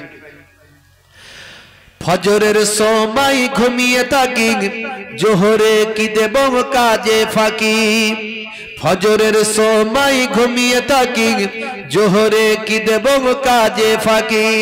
রাখো এসব, রাখো রাখো এসব, রাখো এসব, রাখো কথা তোমারি। আসর আর মাগরিব হেলা করি, দোকানের আড্ডায় সময়টা দিন। আসর আর মাগরিব হেলা করি, দোকানের আড্ডায় সময়টা দিন। মরলে তোমাকে যেতে হবে মাটির নিচে, ঘর তোমারই। নামাজের ওয়াক্ত হবে যখনই, মসজিদে চলে যাও তুমি তখনই। বলুন না ইনশাআল্লাহ, বলুন ইনশাআল্লাহ, নামাজ ছাড়বেন না। এশার সময় ঘুমিয়ে পড়ি, শরীরটা ক্লান্ত মেলিয়ে দিন। এশার সময় ঘুমিয়ে পড়ি, শরীরটা ক্লান্ত মেলিয়ে দিন। না না এসব বলো না, এসব বলো না, এসব বলো না বান্দা তুমি। রুটি রুজি দিচ্ছে যিনি, জীবন মরণের মালিক তিনি। রুজি রুটি দেওয়ার মালিক কে? যারা বলেন কে? কারবার করেছেন খদ্দের আনার মালিক কে? যারা বলেন চাষ করেছেন ফসল দেওয়ার মালিক কে? অতিবৃষ্টি অনাবৃষ্টি, এই যে এত বড় জোর মেঘটা ডাকলো, এখনই তো মনে হলো যেন পানি ঢেলে আসবে, এখনো দেয়নি। দিতেও পারেন নাও পারেন, সবই তার ইচ্ছা। কথা ঠিক না ভুল? আমরা মুখে বলে দেবো এই যা ডাকলো না এখনই মনে হয় হবে, কিন্তু আল্লাহ পানি হয়তো দিলেন না। কথা ঠিক না ভুল? তো সব কিছুর মালিক কে? কে? এশার সময় ঘুমিয়ে পড়ি, শরীরটা ক্লান্ত মেলিয়ে দিন। না না এসব বলো না, এসব বলো না, এসব বলো না বান্দা তুমি। রুটি রুজি দিচ্ছে যিনি, জীবন মরণের মালিক তিনি। রুটি রুজি দিচ্ছে যিনি, জীবন মরণের মালিক তিনি। তোমায় আমায় জীবন দিয়ে ভালো রেখেছেন প্রভু আমারি। নামাজের ওয়াক্ত হবে যখনই, মসজিদে চলে যাও তুমি তখনই। জোরে হবে না? জোরে হবে না? তাহলে সেই নামাজ আপনার ছাড়লে হবে না। আতিউল্লাহ, আল্লাহর ইতাআত, ইতাআতের মধ্যে সবচেয়ে বড় ইতাআত হলো নামাজ। ওয়া আতিউর রাসূলা, রাসূলের ইতাআত সবচেয়ে, রাসূলের বড় ইতাআতের মধ্যে হলো সেটা হলো রাসূলের সুন্নত, যেটা সেটা হলো বড় সুন্নত হলো দাড়ি। আমি বলি বিরাট কোহলি দাঁড়িয়ে রেখেছে, হরভজন সিং দাঁড়িয়ে রেখেছে, তো মুসলমানের ছেলে দাঁড়ি ছোট ছোট রাখতে লজ্জা কিসের? বলে হুজুর ছোট রাখবো, হ্যাঁ ছোটই রাখো, নাই মামার চেয়ে কানা মামা ভালো, something is better than nothing. আজ ছোট আছে কাল বড় হয়ে যাবে, ছোট ছোটই রাখো। কে কি ফতোয়া দিল সেটা পরের বিষয়, দিক ফতোয়া। আমার উদ্দেশ্য, আমার নিয়ত আল্লাহ জানে। ইন্নামাল আমালু বিন্নিয়াত, নিয়তের উপর আমল হবে। যে রাখে না তাকে রাখতে বলছি। আরে পরে সে অটোমেটিক যখন তোর ইমানে মজবুতি আসবে তখন সে সুন্নতি বড় নারী রেখে দেবে। এখন অন্তত রাখুক, ছোট দাঁড়িটা রাখো। বিরাট কোহলির লজ্জা লাগেনে, হরভজন সিং এর লজ্জা লাগেনে, লিওনেল মেসির লজ্জা লাগেনে। মনে রাখবেন সুন্নতগুলোর মধ্যে সবচেয়ে বড় সুন্নত হলো মুখে দাড়ি। কবরে গেলে আমি এতগুলো সুন্নতের কথা বললাম, চেটে বুঝে খাওয়া সুন্নত, ডান দিকে কাত হয়ে ঘুমানো সুন্নত, পায়ের গিরার উপর পোশাক পরা সুন্নত, আরো কত সুন্নত বললাম, কিন্তু কবরে গেলে কোনো সুন্নত দেখা যাবে না। একটা সুন্নত দেখা যাবে, সেটা কি? মুখের দাড়ি। ভাই আমার, কেরাম মুনকার নাকির ফারিস্তা যখন বলবে মান রব্বকা, দেখতে পাবে মুখের দাড়ির দেখা, হতে পারে ওই দাড়িটা হবে নাজাতের জারিয়া। এবারে আসুন একটা ছোট্ট উদাহরণ দেব। ওয়া উলিল আমরে মিনকুম, কেন আমরা আল্লাহর ওলিদের ইতাআত করি। আল্লাহর ওলিরা আপনাকে আমাকে সহজে কোরআন এবং হাদিসটাকে বুঝিয়ে আপনাকে সুন্দর রাস্তাটা দেখিয়ে দিয়েছেন। তারা কোরআন এবং হাদিস থেকে একেবারে সুন্দরভাবে সব কিছুকে বের করেছেন, বের করে সঠিক জিনিসটা বুঝিয়ে দিয়েছেন। অনেক বড় বড় মাওলানাদের দেখেছি বিয়াদব সেজে ঘুরে বেড়ায়, দেখবেন বিয়াদব, আদব নাই, সম্মান নাই, বুজুর্গদের মানে না, অহংকারে অস্থির হয়ে যাচ্ছে। ভাই আমার, কোরআন পড়লে আপনি দেখবেন আদবের গুরুত্ব সব জায়গায় দেয়া হয়েছে। ইবলিস শয়তান শুধু ভাই আমার সিজদা করেনি, বেয়াদবি করেছিল, সব শেষ। তাহলে এখান থেকে কি বোঝা গেল? আদব দরকার আছে না নাই? হ্যাঁ, আল্লাহ মসজিদে ভাই আমার, মসজিদে নববীর সঙ্গে আমাদের নবী পাকের রওজা, সে রওজার ওপরেই কোরআনের আয়াতটা লেখা আছে। যারা মাওলানা আলেম মানুষ, যারা আরবি পড়তে পেরেছেন, কোরআন শরীফ পড়তে পেরেছেন, তারা জানেন লেখা আছে ইয়া আইয়ুহাল্লাযীনা আমানু লা তারফাউ আসওয়াতাকুম ফাওকা সাউতিন নবী। সাবধান, আমার নবীর সামনে যখন থাকবে তখন তোমাদের আওয়াজটা আস্তে করবে, জোরে আওয়াজ করে কথা বলবে না। লা তারফাউ আসওয়াতাকুম ফাওকা সাউতিন নবী, নবীর আওয়াজের থেকে তোমাদের আওয়াজটা যেন বুলন্দ না হয়ে যায়, জোরে না হয়ে যায়। এই আয়াতের দ্বারা কি বুঝছেন? যে নবীকে আদব করতে হবে, নবীর আদব করতে হবে, আদবের শিক্ষা দেয়া হলো। তাই ওলি আউলিয়ারা তার মুরিদানদের আদব শেখান। বাবা, আগে তুমি আদব শেখো, তোমার বাপের জুতোটা প্রতিদিন ঠিক করো। আগে তুমি ওলি খুঁজে পাওনি, হাক্কানি পীর খুঁজে পাওনি, তো তোমার বাপ খুঁজে পেয়েছো, তো মা খুঁজে পেয়েছো, মায়ের জুতো বাপের জুতো প্রতিদিন ঠিক করো। তো ওই আদবটা আগে শেখো। অত সহজ নয়। আজকে আমি রাস্তায় আস্তে আস্তে দেখছি, বুঝতে পারছেন, আপনার ওই হাতিশালার কাছাকাছি একটা ইয়ং ছেলে একটা দাঁড়িওয়ালা লোকের সঙ্গে হাতাহাতি মারামারি চলছে। রাস্তা থেকে দেখছি, অনেক লোক দাঁড়িয়ে দাঁড়িয়ে দেখছে। তো ওই দাঁড়িওয়ালা লোকটাকে আমার যা ধারণা হলো, ওটা বাপ, আর ইয়ং ছেলেটাকে ছেলে মনে হলো, মানে বাপ বেটায় লড়াই করছে। আগে জুতো ঠিক করা শেখো বাপের, অত সহজ নয়। হে তরুণ যুবকেরা, এই জন্য আল্লাহর ওলিদের সোহবতে বসতে হয় বাবা। আল্লাহর ওলিরা আমাদের ভালোবাসেন, আল্লাহর ওলিরা আমাদের মহাব্বত করেন, তাই আমরা আল্লাহর ওলিদের ভালোবাসি বাবা, আল্লাহর ওলিদের মহাব্বত করি। হে তরুণ যুবকেরা, কেন আমরা আল্লাহর ওলিদের ভালোবাসবো?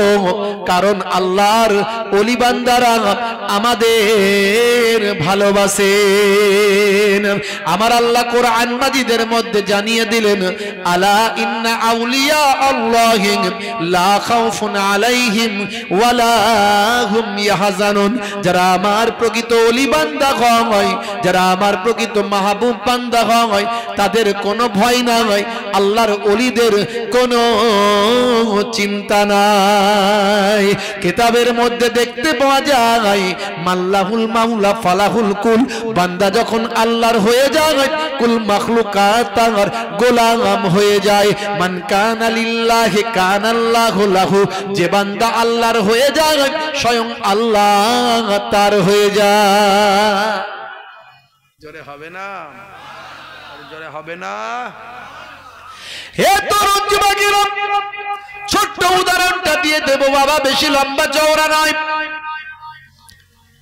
তৎকালীন যুগে হে জওয়ান যুবকেরা, হে আমার মুরব্বিয়ানেরা, বসরার জমিনে একজন আল্লাহর ওলি বান্দা ছিলেন।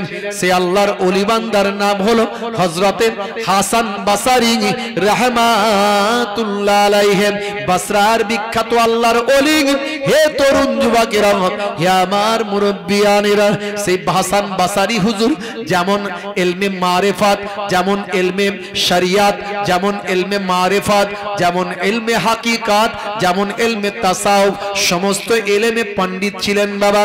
তাফসীরের জ্ঞান, হাদিসের জ্ঞান, মস্ত বড় আল্লাহর মাহবুব বান্দা। হে তরুণ যুবকেরা, হে আমার বন্ধুরা, হযরতে হাসান বসরি রাহমাতুল্লাহ আলাইহির জামানায়, সেই জামানায় একজন মস্ত বড় একজন ভাই আমার মাজুসি মানুষ ছিল। মাজুসি মানুষ মানে হলো, মাজুসি মানে হলো যারা ও আগুনকে খোদা বলেন, আগুনের উপাসনা করে।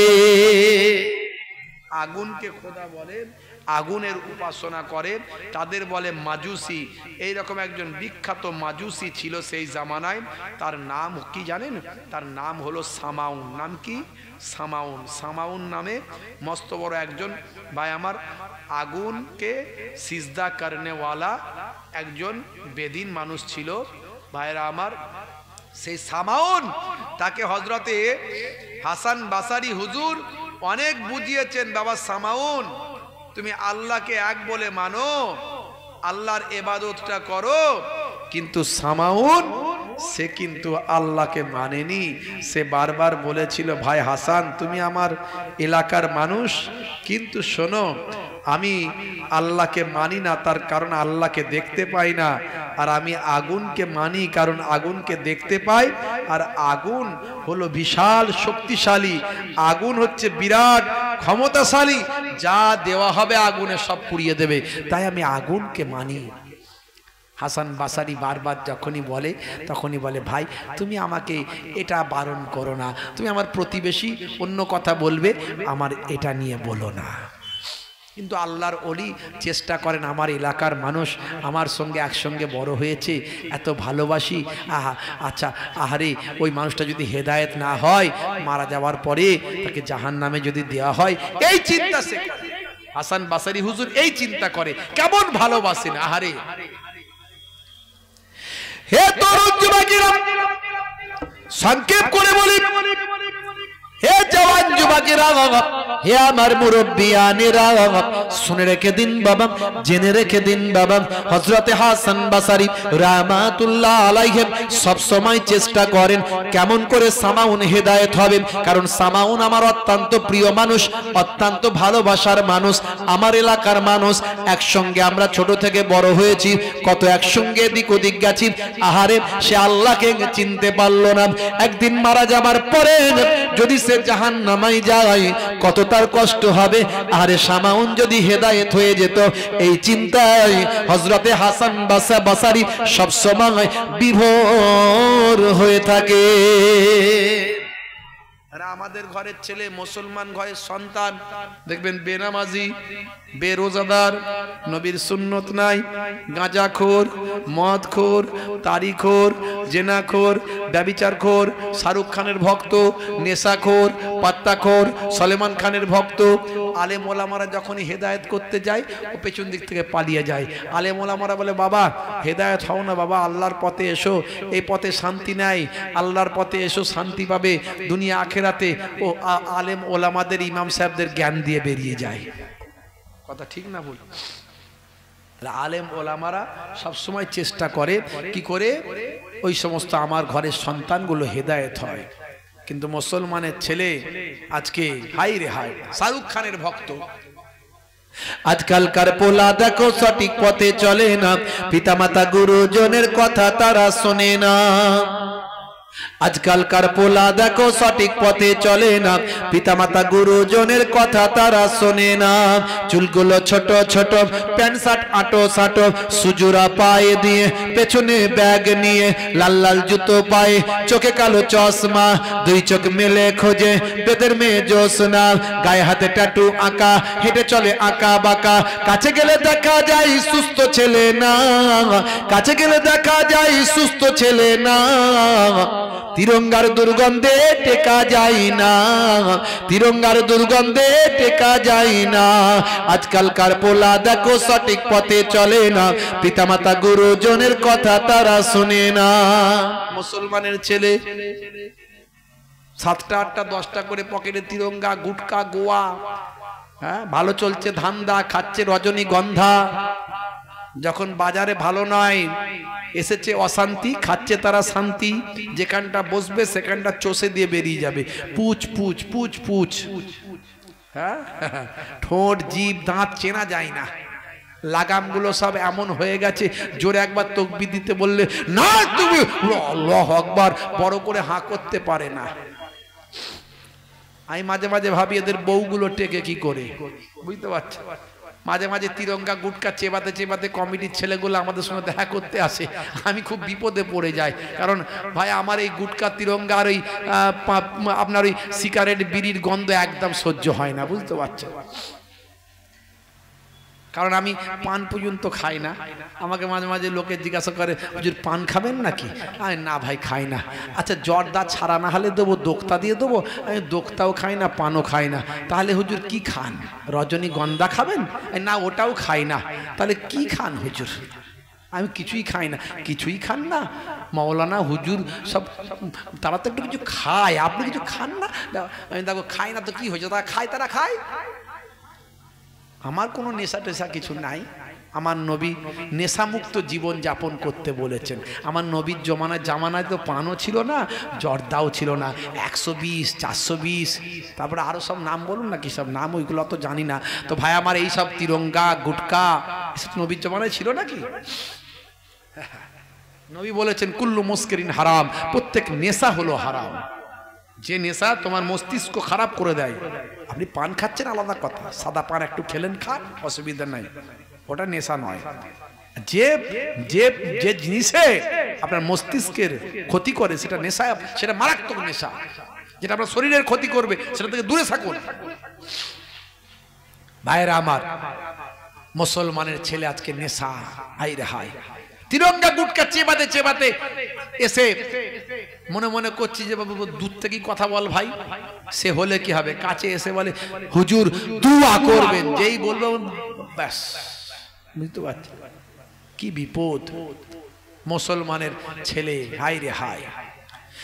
হে তরুণ যুবকেরা, আল্লাহর ওলিরা সব সময় চান মানুষ যাতে হেদায়েত হয়। সামাউন যখন বয়স হয়ে গিয়েছে বাবা, তখনও পর্যন্ত তার বাড়িতে আগুন জ্বলে।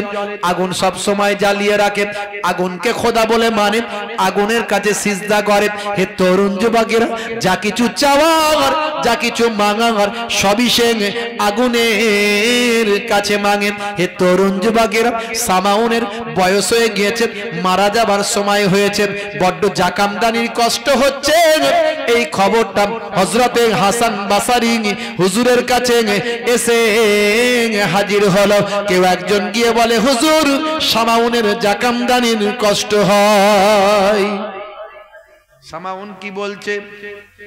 আমি আমার কলমে তুলেছি, আল্লাহ তোমার কাছে ডাকি বারে বার। হযরতে হাসান বাসারি হুজুর সামাউনের জন্য বারবার দোয়া চাইছেন, কিন্তু সামাউন কি বলছে? আমাকে তুলে নাও অগ্নি মহান, আমাকে তুলে নাও অগ্নি মহান, আমি যে পূজারি সামাউন নাম। আমাকে তুলে নাও অগ্নি মহান, আমাকে তুলে নাও অগ্নি মহান, আমি যে পূজারি সামাউন নাম। সইতে পারি না এ জ্বালা এখানে, রইতে চাই না বেঁচে আমার ভুবনে। সইতে পারি না এ জ্বালা এখানে, রইতে চাই না বেঁচে আমার ভুবনে। আমাকে তুলে নাও অগ্নি মহান, আমাকে তুলে নাও অগ্নি মহান, আমি যে পূজারি সামাউন নাম। সামাউন তখন প্রার্থনা করছে, আর হযরতে হাসান বাসারি হুজুর আল্লাহর কাছে চাইছে, আল্লাহ এখনো সময় আছে, যদি সামাউনটা হিদায়াত হয়ে যায়। আমি হাসান বাসারি আমার বড্ড ভালো লাগবে, ছোট থেকে একসঙ্গে আমার সঙ্গে বড় হয়েছে, আমার এলাকার বড্ড আমার প্রিয় মানুষ, কিন্তু সে তোমাকে মানে না, যদি তুমি তাকে হেদায়েত করে দাও।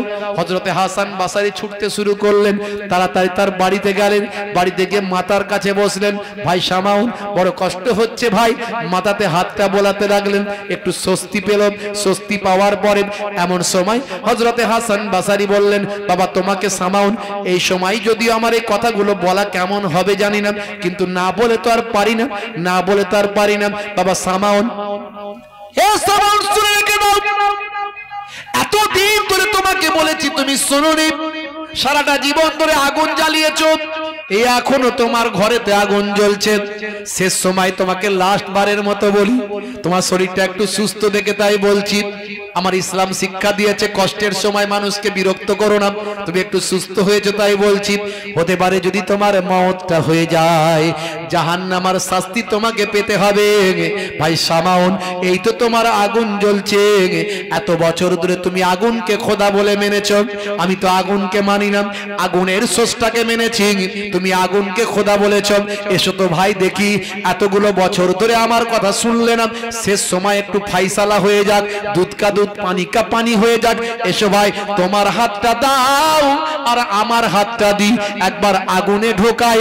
যদি আগুনকে সত্যি তুমি, আগুন যদি তোমার খোদা হয়, তাহলে তোমাকে ছেড়ে দেবেন, আমাকে পুড়িয়ে দেবেন। আর আগুনের খোদাকে আমি আগুন আল্লাহ বলে মেনেছি, আল্লাহ যদি সত্য হয়, তাহলে আগুনের বাপেরও ক্ষমতা না হয় আমি হাসান বাসারির একটা চুলকে পুরাতে পারে। এসো ভাই, দাও দাও, তোমার হাতটা দাও আর আমার হাতটা দাও, একসঙ্গে আমরা আগুনে দিয়ে একটু পরীক্ষা করে নি। সামাউন বলে, হাসান তুমি কি আমাকে পাগল ভেবেছো নাকি? আগুনে হাত দিলে পুড়বে না? আগুনে হাত দিলে পুড়বে না? যতই আমি ইবাদত করি আগুনের, আগুনের ধর্ম হলো সবকিছু পুড়িয়ে দেওয়া, আর আগুনের খোদ শক্তি আছে বলেই তো আগুনকে আমি মানছি। ও আগুন আমাকেও চিনবে না, পুড়িয়ে দেবে, তাই নাকি? বলে হাম। হে সামাউন, তবে শুনে রেখে দাও, আগুনের এত বছর ইবাদত করলে আগুন তোমাকে পুড়িয়ে দেবে, কিন্তু আমি আগুনের যিনি খোদা তার ইবাদত করেছি। দেখো দেখো, তোমার হাত দিতে হবে না, আমি হাসান তোমার সামনে হাতটা দিচ্ছি, আগুনের ক্ষমতা নাই আমার হাতটা পুড়িয়ে দেবেন। হযরতে হাসান বাসারি রাহমাতুল্লাহ আলাইহি সেই সময় নিজের হাতটাকে আগুনের ভিতর গলিয়ে দিলেন, কিছু সময় রাখলেন, কিছু সময় রেখে আবার বের করে সামাউনকে দেখালেন, দেখো ও সামাউন, দেখে নাও আমার আগুনে, তোমার আগুনে আমার হাতের একটা চুলকেও পোড়াতে পারে না। এতক্ষণে সামাউনের মাথাটা ঠিক খারাপ হয়ে গেল, এটা কি করে সম্ভব? সঙ্গে সঙ্গে সামাউন বলে, ভাই হাসান তাহলে কি হবে বলো? আমি তো চরম ভুল কাজ করেছি, আজ সেটা বুঝতে পেরেছি। সারা জীবন ধরে আমি তোমার কথা শুনিনি, এতদিন আল্লাহকে ডাকিনি, এখন আমার কাছে আসল জিনিস পরিষ্কার হলো, দুধ কা দুধ পানি কা পানি সবটাই পরিষ্কার হলো। এখন বুঝতে পারলাম তোমার খোদা সত্য। ভাই হাসান, এখন তুমি বলো, আমি যদি তোমার খোদাকে আল্লাহ বলে মানি, তাহলে কি আমি অন্যায় থেকে বাঁচতে পারবো, পাপ থেকে বাঁচতে পারবো, আল্লাহর ক্রোধ থেকে বাঁচতে পারবো, আমি আল্লাহর শাস্তি থেকে, জাহান্নামের আগুন থেকে কি বাঁচতে পারবো? হযরতে হাসান বাসারি রাহমাতুল্লাহ আলাইহি বলেন, ইন্নাল ইসলাম ইয়াহাদিমু মাকান কাবলাহু ওয়া ইন্নাল হিজরাতা তাহাদিমু মাকান কাবলাহা ওয়া ইন্নাল হজ্জা ইয়াহাদিমু মাকান কাবলাহু। হে सामाउन, इस्लाम मिटा देता है अगले गुनाहों को, हज मिटा देता है अगले गुनाहों को, और हिजरत मिटा देता है अगले गुनाहों को। हे सामाउन, তুমি যদি এখন ঈমানের কালেমাটা পড়ে নাও, আমি তোমাকে গ্যারান্টি দিতে পারি, নবীর হাদিস থেকে প্রমাণ, আমার আল্লাহ তোমার জীবনের গুনাহগুলো মাফ করে দেবে। জোরে হবে না? আরো জোরে হবে না? হাসান বাসারি পৌঁছে গিয়ে সামাউন ভাইকে দিল বলে, হাসান বাসারি পৌঁছে গিয়ে সামাউন ভাইকে দিল বলে, মৃত্যুর আগে কালেমা পড়লে জান্নাতে তোমায় নেবে কোলে। জোরে হবে না? আর জোরে হবে না? মৃত্যুর আগে কালেমা পড়লে জান্নাতে তোমায় নেবে কোলে। এই বলে হুজুর অগ্নিতে হাত, ওলি আল্লাহর দেখো বড় কারামাত। এই বলে হুজুর অগ্নিতে হাত, ওলি আল্লাহর দেখো বড় কারামাত। সামাউন তখন বলে বারবার, সামাউন তখন বলে বারবার, কালেমাটা পড়িয়ে দাও না আমার। জোরে হবে না? আর জোরে হবে না? আল্লাহর ওলির হাতে হাত দিয়ে কালেমা পড়ে সামাউন কেঁদে কেঁদে আল্লাহর কাছে মাপ চেয়ে বলে, ভাই হাসান, আচ্ছা বলো তো এখন আমি মারা গেলে আমার কবরের শাস্তি কি হবে না হবে না? হাসান বাসারি হুজুর বললেন, আল্লাহ তোমাকে ক্ষমা করে দিলে তাহলে নিশ্চয় তোমার কবরে শাস্তি হবে না। সামাউন বলল, ভাই হাসান, আমার বড্ড ভয় পাচ্ছি, তুমি আমার বন্ধু হও, তাহলে তুমি আল্লাহর নেক বান্দা, তুমি একটু লিখে দাও আমাকে, যদি আমার কবরে শাস্তি হতে আসে, শাস্তির জন্য কেউ আসে, তখন আমি দেখাবো আমার ভাই হাসান আমাকে বলেছিল আমার কবরে কষ্ট শাস্তি হবে না, আমি মৃত্যুর আগে কালেমা পড়েছি, তওবা করেছি, আমার কবরে শাস্তি হবে না, তুমি একটু লিখে দাও ভাই, তুমি একটু লিখে দাও ভাই। হযরত হাসান বাসারি সামাউনের করুণ অবস্থা দেখে তখন তৎকালীন লেখনী পদ্ধতিতে লিখে দিলেন। সামাউন সেই লেখাটাকে হাতে নিয়ে নিলেন। হাসান বাসারি হুজুর চলে এলেন, কালেমা পড়িয়ে দিয়ে নাসিহাত করে দিয়ে চলে এলেন। পরে খবর পেলেন ইন্তেকাল করেছে। সামাউন ইন্তেকালের আগে বলে গিয়েছিল, বাবা আমি মারা যাবার পরে, আমাকে কবরে দেওয়ার পরে আমার এই যে আমার বন্ধু হাসান যে লেখাটা দিয়েছে, এই লেখাটা আমার হাতের ভিতরে ঢুকিয়ে দিও। জোরে হবে না? জোরে হবে না? বন্ধুরা আমার, তরুণ যুবকেরা আমার, মুরব্বিয়ানেরা আমার, শুনে রেখে দেন, জেনে রেখে দেন, এমন সময় দেখতে পাওয়া যায় হাসান বাসারি হুজুর বাসরার বিখ্যাত মসজিদে ইবাদত বন্দেগী করেন।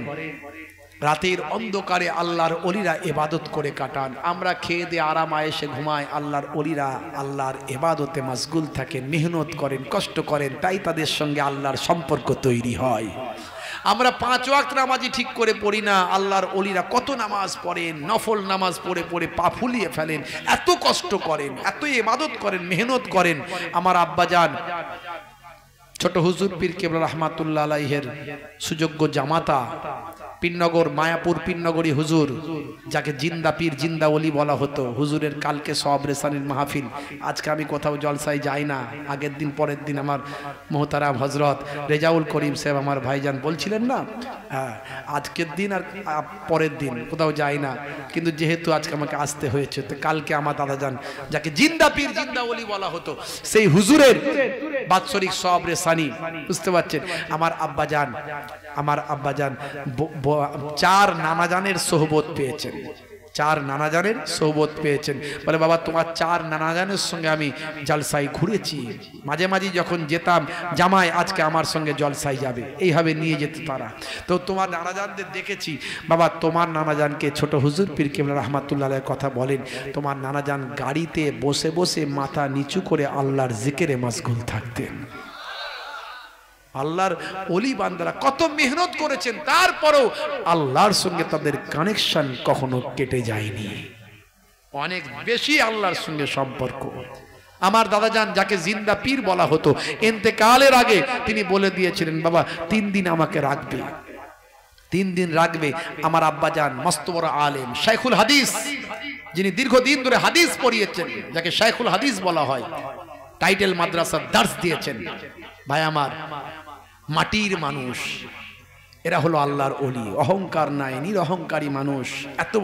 এত বড় আলেম, বুঝতেই পারবেন না তার সঙ্গে। আপনি যখন কথা বলবেন মনে হবে আপনার সঙ্গে বাচ্চা ছেলের মতো কথা বলছে, বুঝতে পারছেন? তো যাই হোক, তো আব্বাজান হুজুর কেবলা বললেন, ওয়ালেদ সাহেব হুজুর কেবলা দাদাজান হুজুরকে, আচ্ছা আপনি যে বলছেন 3 দিন রাখার জন্য আমাকে ওসিয়ত করছেন, এই ওসিয়ত তো মানতে হবে। তা আমাকে যে রাখার জন্য বলছেন, তা আমি রাখবো, তো কি দিয়ে রাখবো সেটা বলে দেন। দুনিয়ার নিয়ম হলো ডেড বডি রাখতে গেলে এসি লাগে, বরফ লাগে, মেডিসিন লাগে। কি দিয়ে রাখবো? হুজুর কেবলা বলেছিলেন, বাবা তোমাদের রাখার জন্য চিন্তা করতে হবে না। লক্ষ লক্ষ মানুষ আমাকে আব্বা বলে ডাকে। অনেক বয়স হয়েছিল হুজুর কেবলার, 117 বছর বয়সে ইন্তেকাল করেছিলেন। 3 দিন রাখা ছিল, মুখ্যমন্ত্রী পর্যন্ত শোক বার্তা পাঠিয়েছিল। তো যাই হোক ভাইরা আমার, তো ভাই আমার লক্ষ লক্ষ মানুষ, বিভিন্ন চ্যানেলওয়ালা বলেছিল, বিভিন্ন নিউজ খবর বলেছিল 15 লক্ষ, কেউ বলে 20 লক্ষ মানুষের জামায়াত। তো হুজুর কেবলা বলেছিলেন, বাবা রাখার জন্য তোমাদের চিন্তা করতে হবে না, আমি আল্লাহর সঙ্গে কথা বলে নিয়েছি।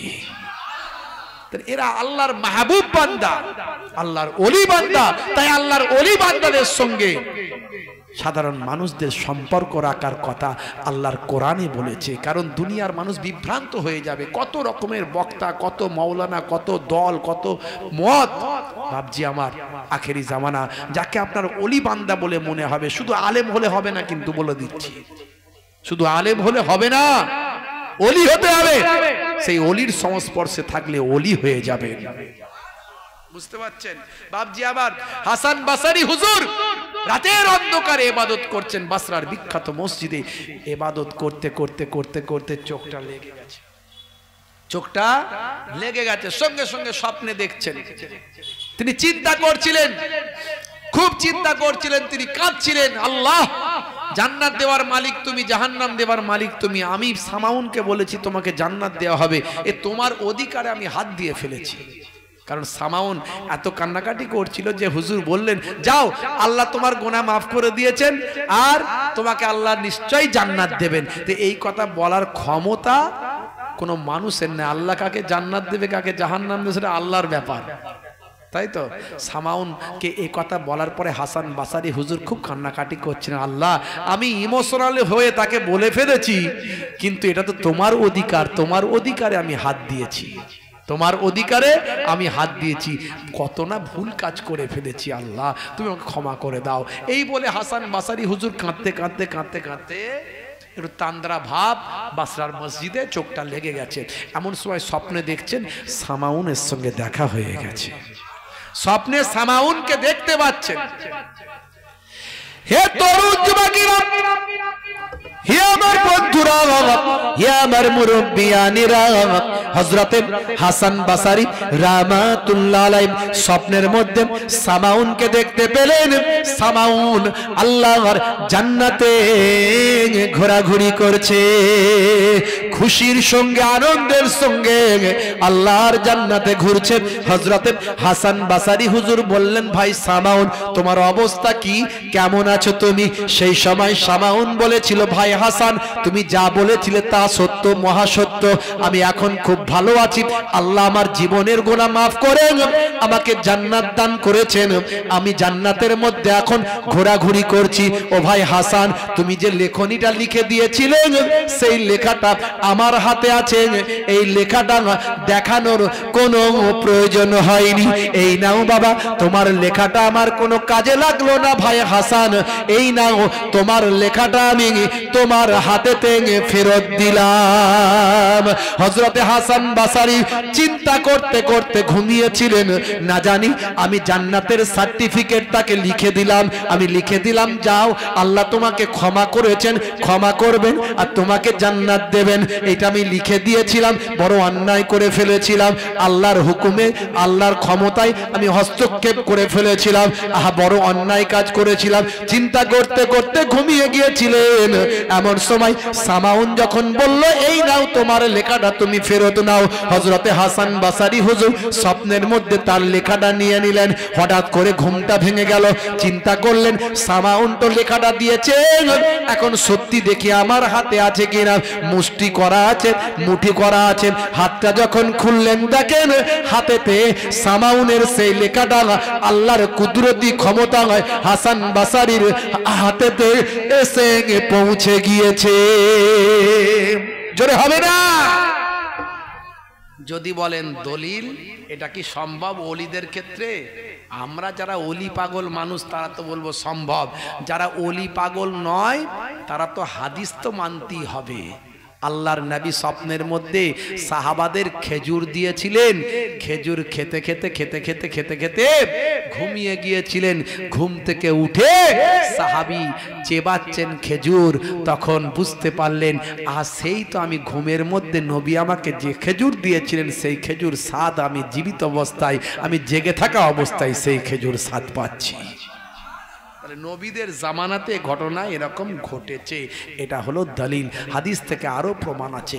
বাপজি আমার, তরুণ যুবকেরা আমার, তাহলে আল্লাহর ওলিরা সব সময় চান উম্মত উম্মতি যেন আযাবে না পড়ে, উম্মত উম্মতি যেন গজবে না পড়ে, উম্মত উম্মতি যাতে জাহান্নামায় না যান।